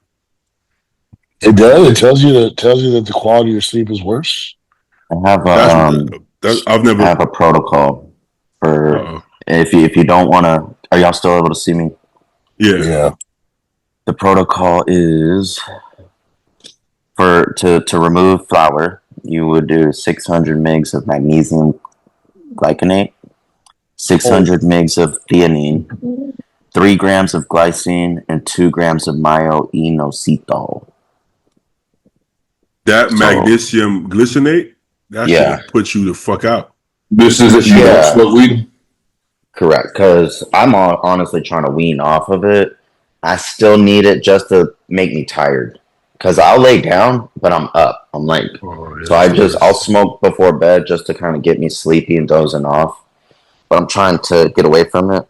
So magnesium glycinate, that shit is like, I felt like I took a damn Xanax or some shit. I think that's what's in that powder that calm powder. Oh, I think that's what. Works. Yeah, and it also does, I think, help with digestion too somehow, some way. You could add some GABA in there and some ZMA in there too. Yeah. If you really want to be fucking in a coma. All right. Would you rather go on super? Can we start calling how to fall? Huh. That's like a similar question. Would you rather go to the bottom of the ocean or further in space than anyone has been? That sounds terrible. Further in space. If I knew I wasn't gonna die, I'm trying to go see what's up with space too, bro. Yeah. Yeah. I mean, look what happened to that thing that went down at the bottom of the ocean and imploded. That's terrifying. I feel like there would be some crazy shit at the bottom of the ocean, though. Yeah, to be honest. Hey, did you know that there's some? Speaking of bottom ocean, did you know? I went down a rabbit hole because I saw a video on Instagram. They were talking about this shark, Greenland shark, and they said it could live up to, I think it said 700 years. Like, wait, what? So then I'm like, that has to be the longest living animal that exists. How the fuck you live 700 years? So I googled it, longest living animal, and there's a jellyfish called the immortal jellyfish that obviously it can die, it can be killed, but it can't die of natural causes. It's ageless. Yeah, what happens is if anything happens to it, if it ages, it can revert back to like I don't want to say a fetus, back to like a baby. So imagine something happens to you, you get cancer, and you're like, oh, I'm gonna just turn into a baby, and then the cancer is gone. You start all over. I'm like, how is that possible? So these jellyfishes, in theory, they can never die. But obviously, if I shoot you, you'll die. Right? If something eats it, they'll die. But they can't die of natural causes. So they could be a jellyfish. You go to the bottom of the ocean. There's jellyfishes that's been around since fucking since Jesus. I'm like, I want to just see that jellyfish and be like, man, how you been, bro? Like, are you good? You know what I'm saying? Like, yeah, like this is crazy. He said, times are tough. This shit is not easy. I know everybody want to live forever. I'm telling you, this shit is not easy. Do you want to live forever? I don't know if that's I don't want to live forever if no one else will live forever. You see too many people die close to and shit. Oh, that's not a blessing. You're gonna see your great grandkids die. Is that beautiful? I don't think that's beautiful. You know, like whatever happens to us after we die, I think that's probably more beautiful. Whatever that shit might be, you know. I mean, eternal life after this life, in my opinion. Wolverine movies. Yeah. He ended up dying, but he lived for a long time before he died. He saw tons of people die. I feel like you're gonna be bitter as shit. Like how, you know? I mean, yeah. You're gonna be bitter. You're gonna be fucked up. You seen some fucked up shit. The longer you live, you done seen people die. You've seen people have hurt you in ways that you can't even believe people will hurt you, right? I don't think forever is that beautiful. I gotta be honest with you. You know, now if you and your entire family and everybody you love live forever, maybe I don't know. That could. My dog, then I'm good. I think I'm gonna get tired at some point. I'm like, you know what? I'm good. I'm gonna just I'm gonna head out. I'm gonna head out. I'm gonna head out. How much more experience do you need? At some point, are you rich? I mean, I would hope if you live for 500 years, you would figure out a way to get rich. If there'll be some motherfuckers who are still bumming though. Well, but you might go full circle. You might become a billionaire and realize, damn, people are pieces of shit. I don't like this billionaire shit. I'm gonna give away all my money and live on a corner, and then be the happiest man living at Venice on the corner. You know, it might. You know, you by that time you figured out the real meaning of life. This is all bullshit. I don't need this shit. You know, so how did I even get there? All right, let's do one more. Alrighty. I want to do a good one. Y'all want to do bodybuilding, lifestyle, drugs? Just scroll and then pick one randomly. Okay. Yeah. That could be a bad idea. Or the best idea ever.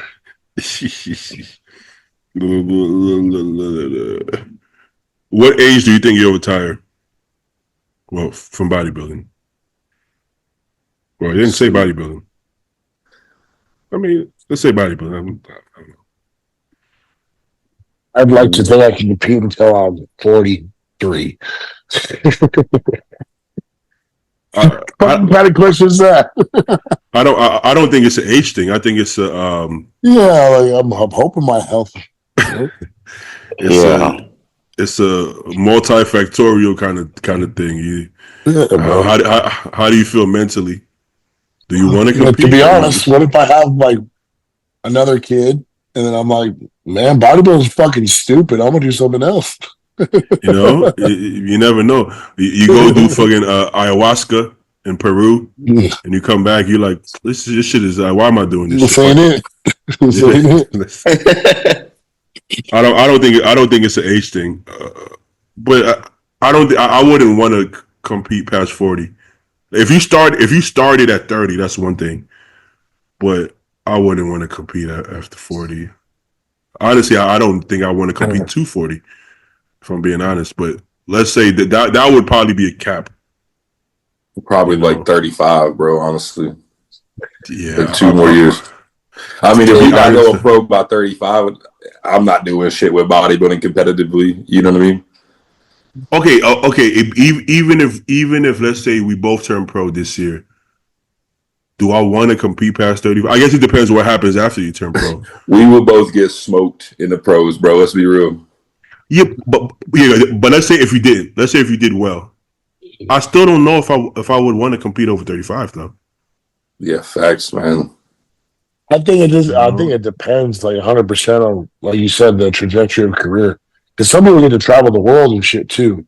So it's just like depending on how high you go and the experiences you get to make, and I don't know. I just think that's really going to dictate your mental state too.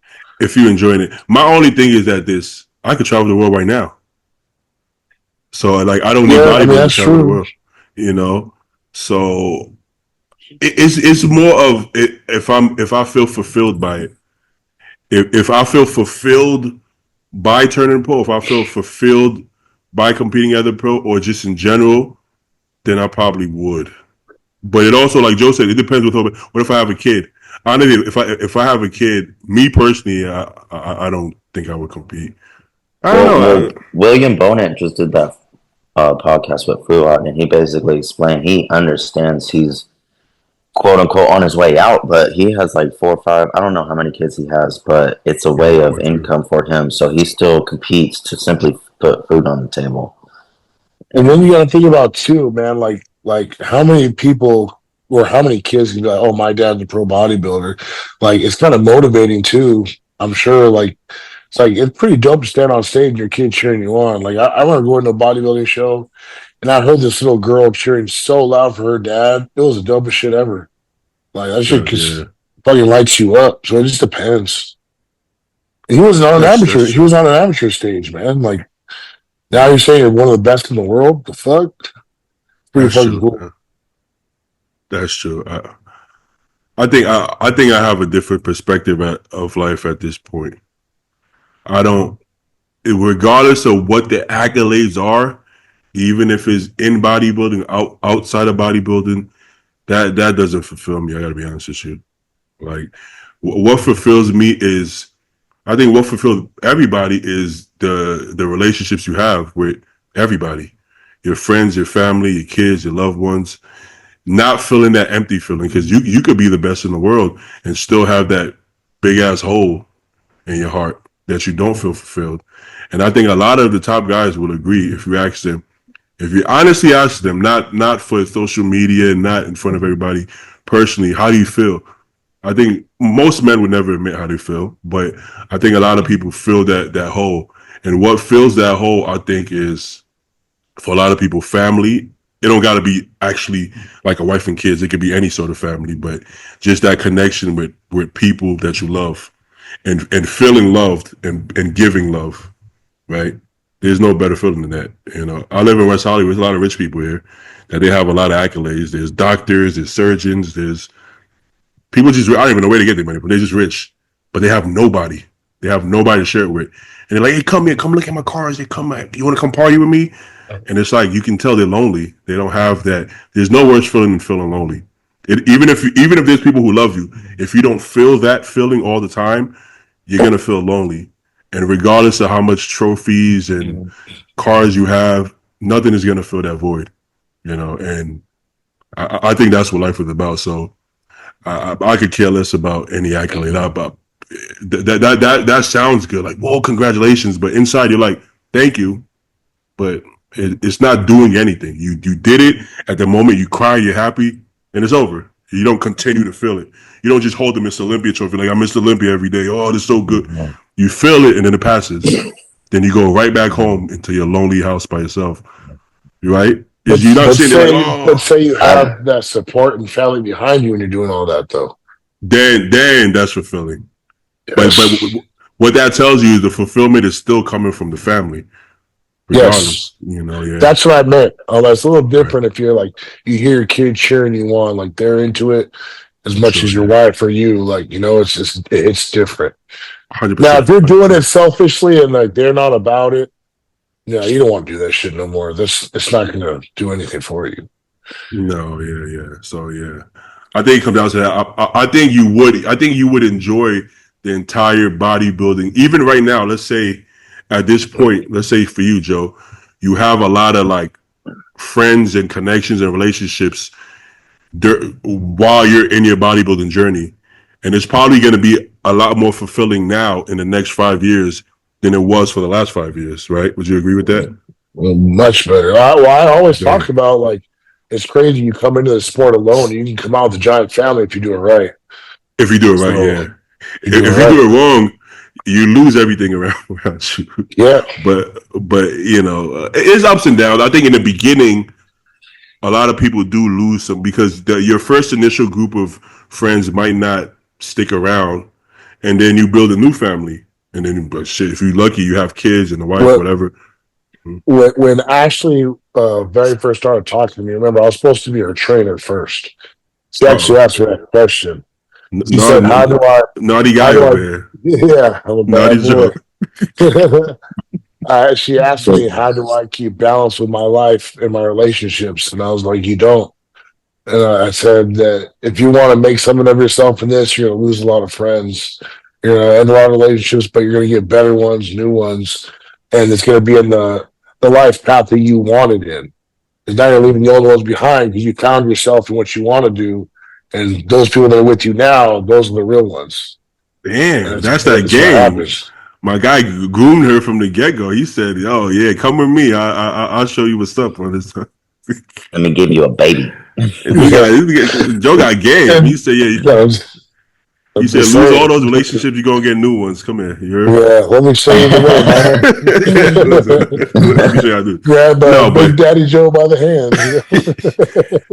No, but yeah, that's important to keep track of. But nobody getting into anything, any sport as a teenager or 20 years old, you're not gonna have that perspective. You don't care about none of this shit.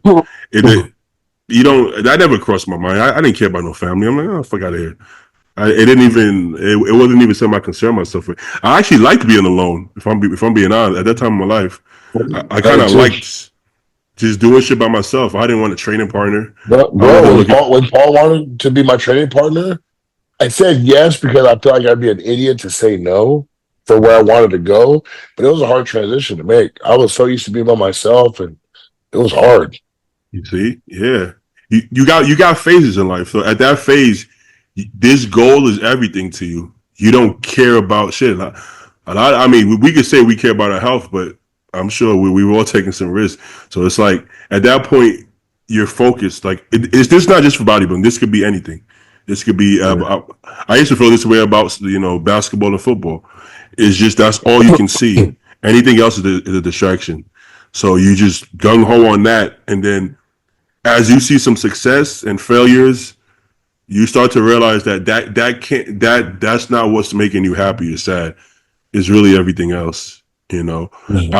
Every time I enjoy what I do the most is when I have the best group of people around me, and when I don't enjoy it. I'm like, this shit is kind of like it's not that exciting. One memory that really will always be special to me, and we weren't even that close because I had just hopped on the podcast prior to the Texas Pro a few times.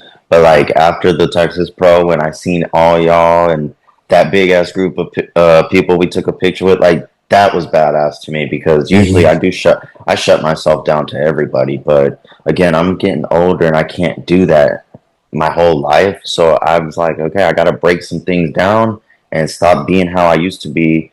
And now recently I'm being open, like in the gym.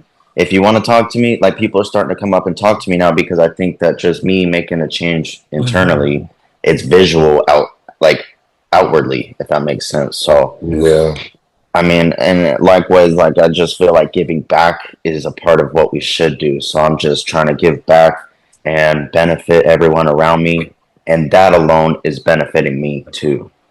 So the irony in my personal career, I went in alone pretty much for the first 3 shows I did, kind of not the USA's, but I actually prepped alongside with Paul for the same show, and I placed the worst that I have, but that was the most fun I've had in any prep that I've done. Like, me and Paul are backstage talking to Stu and shit. Like, it didn't fucking matter where I placed. I had made some great memories doing that shit with him. It was like backstage, just like talking, like it's not the same, like tense. Just feel chill. It was the most enjoyable show I've ever done. Yeah. So it's just like it just goes to show, man. Like you said, no accolade fucking matters. It's like what did you do along the way? Like who did you meet? Who did you get to speak with or have spend time with? Inspire. You can simply inspire someone just by like people look up to all of us just based off of how we look, and that just being cool with someone might just inspire someone. And again, I'm trying not to be so isolated because I do come back from my shows lonely as fuck. There's no one not even my dog anymore. So I'm just trying to change some things up. That way I'm not lonely for the rest of my life. Because go ahead. Baby hit the nail on the head. When you win a show and you go back home into your room and you're laying down in the dark with no one to share that victory with, that shit sucks. Yeah. So I've been there too. But at the same time, when you were young, like 24, 25, and you won that shit to know was there, didn't that shit make you feel a little bit good though? Like you did like that, but at some point, fuck everybody, honestly. Yeah. At one point, yeah. Yeah, that's like when you're coming up like that dog in you, bro, like that Mike Tyson, like you trying to prove yourself. Like there's that sense of like personal satisfactory too. Like it's cool to do it for your friends and see that on the flip side, but like if you're not happy within doing like exactly what the fuck you want to do every day, then why are you doing it? Like that's like when I came on, y'all asked about training. I train every day because I fucking love it. Like how Joe had that prep and you said you had great memories and everything was chill. I get to live that every single day, like going to the gym. You know what I mean? So I see it a little bit differently, I guess. But I don't have kids.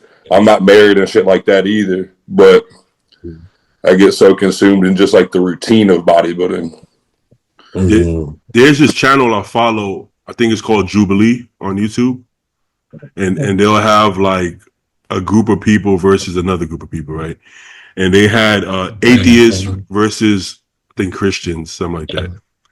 I'm not religious, but I'm not unreligious. I'm just like, I don't know shit. None of us know shit. So you got to believe in something, right? So whatever you choose to believe in, that's up to you. You know, none of us can say for sure because we don't know. So I'm watching and I'm neutral. I'm just hearing people talk. And then the argument that the atheists kept making is that if there's a God, why does bad shit happen? And somebody kind of made a point like, well, what do you consider bad shit? And then he said it. He's like, well, maybe you consider that bad shit, but I don't consider bad shit, right? So I was thinking, I was like, how do we know what? Okay, how would you know what good shit is? You have to have bad shit to know what good shit is.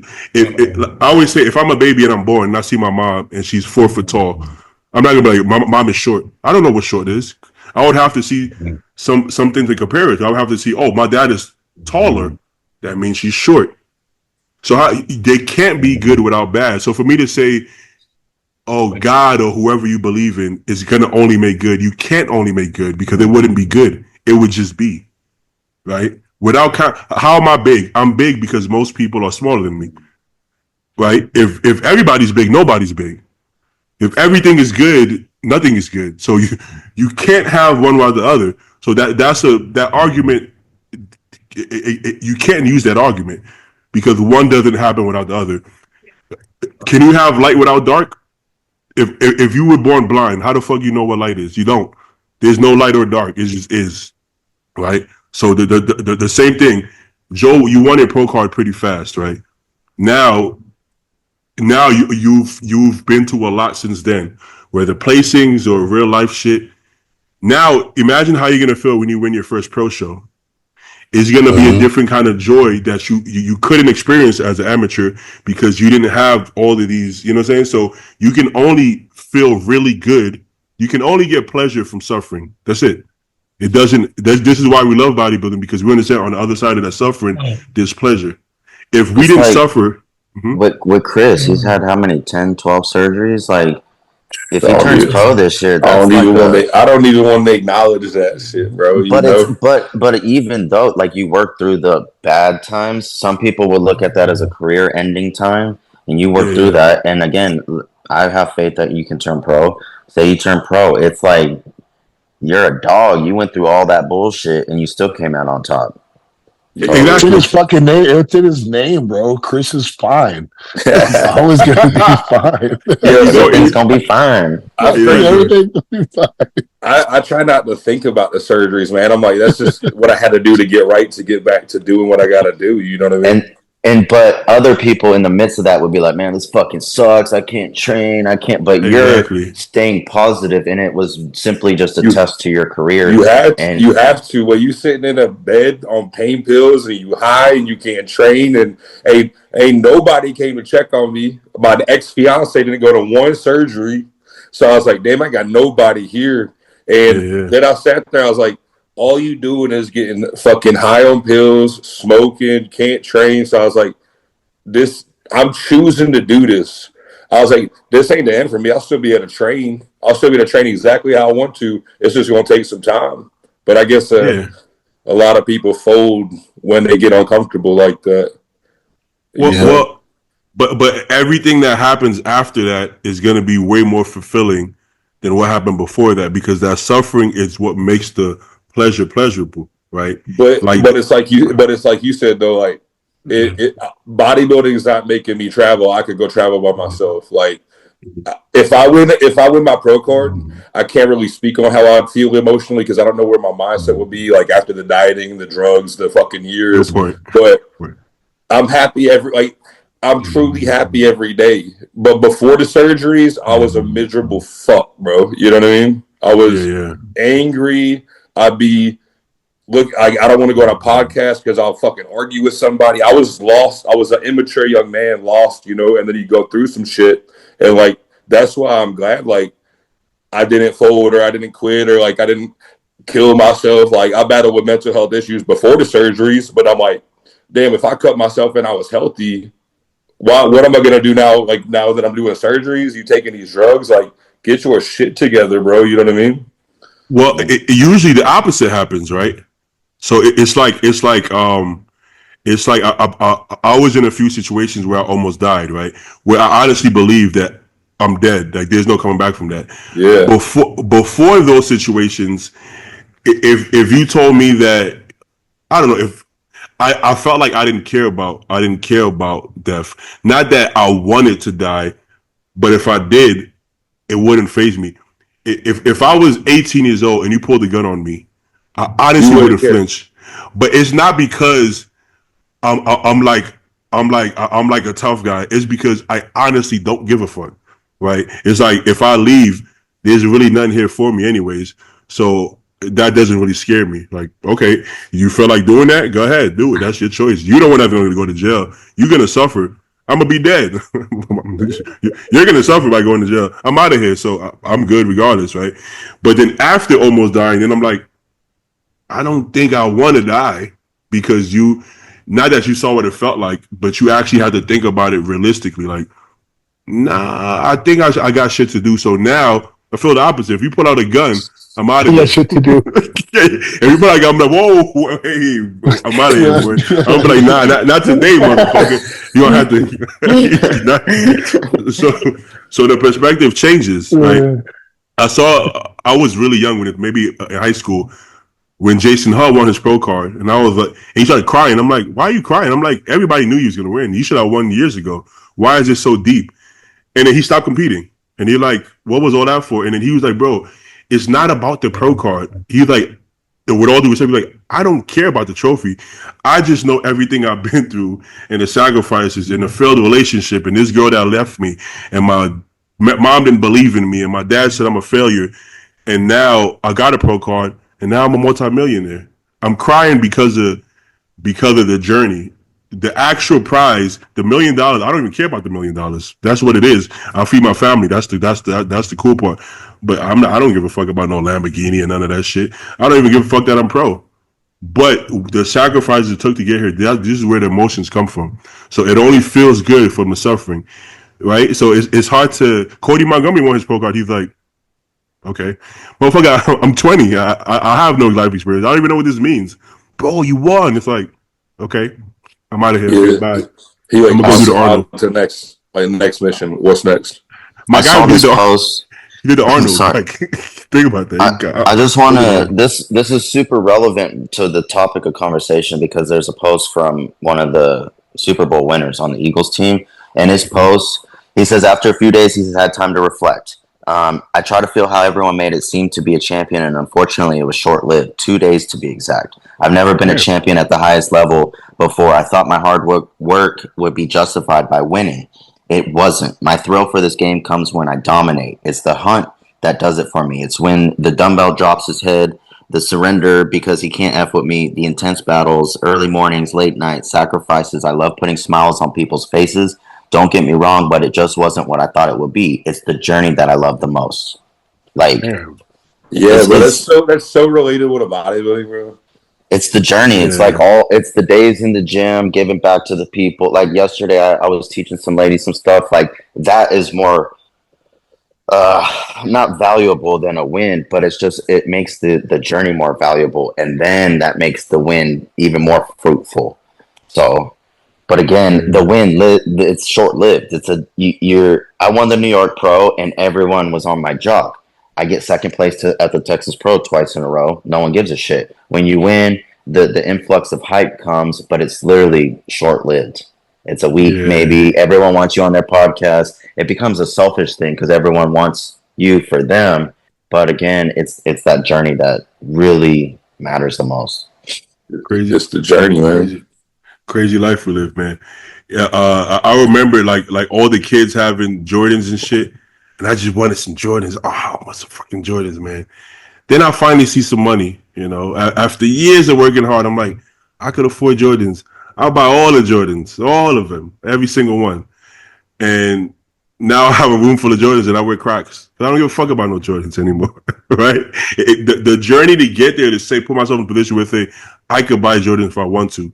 Yep. That was the fulfilling part. Now I got them, and I got to be honest, I don't give a fuck. I don't give a fuck about that shit. You know, I literally wear Crocs sometimes with no socks. I don't even got socks under this sometimes. You know what I'm saying? So because getting there is the journey is the point. Once you get there, we wonder why millionaires don't wear fucking $1 million chains, right? Millionaires fucking driving a Prius. Why are you driving a Prius? I don't give a fuck, right? It's like getting there was the important part. Now I'm secure. I don't have to. It's not about that anymore. It becomes about other things, right? So, yeah, I saw this video. The guy was like, well, I don't know what it was about, what the context was about, but he kind of got irritated, and he was like, why are you dressed like that? Whatever. He goes, I could go to the bank and pull out 100 bands. Can you? And the guy was like, no. He goes, end of conversation. Like you don't even know what that could, like, that experience of doing that is. I can do it. My money's there. I don't give a fuck what I look like. You know what I mean? So it's pretty cool. Have you guys seen Adam Sandler? He looks homeless. I heard he actually gives away a lot of his money. Obviously, his family is taken care of. They're set. He did everything for them already.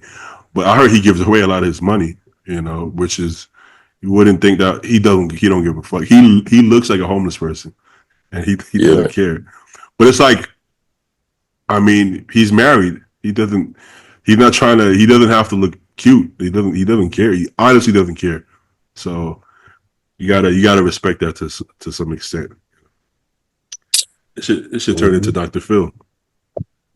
It always does. Bro, I'll be watching y'all's podcast sometimes, and you'll be saying some shit. I'll just start dying laughing. I'll be sitting here by myself. Like, maybe going off on something right now. Some random tangent, yeah. Dr. Bill. Dr. Billy. Dr. Bill. I'm in there. Dr. Bill. Gosh damn it, man. I want Dr. Bill. He's at it again. There was a time I used to do like one-on-one interviews sometimes, and I kind of stopped doing it. I when it's one-on-one, I get so deep. I'm like, bro, what am I talking about? What the fuck? Well, how did I end up here? Let's end the podcast. This is too far. Sometimes when I'm out with PJ, sometimes I do that. I'm like, let's cut this before we go too far, because this is getting too deep. But it's fun. I want to start doing that sometimes again, just one-on-one with somebody, and just go down the rabbit hole and keep going. Oh, yeah. But yo, thank y'all for coming on. I think this was a good one. It was like a two-parter. We talked bodybuilding, then we started talking fucking I don't even know what you call that. Philosophy. How about Stu's ass? My bad. Stu's ass. Keon's asterisks. We talked about a lot of shit, but it's a fun one. People like the long episodes. Anytime it's under 2 hours, but they don't like that shit. They don't like that shit. So, all right. You know what it is? I think it's because it takes up, let's say it's 3 hours long. Think about how many cardio sessions I could fill up if they're interesting, you know? That happens to me when I listen to other podcasts, you know, even if I'm driving and it ends, I'm like, bro, that was like 20 minutes. And I look and it was like an hour and a half. But it feels so short. And I'm like, damn, I think I get it now. The longer the better. The longer the better. That's what she said. As she said, yeah, I knew that was coming. I knew that was coming from Joe. That's why me and Joe get along, because we always catch the pause moments. All right, y'all. Five Guys. Thank y'all. I'm waiting for you, Alyssa.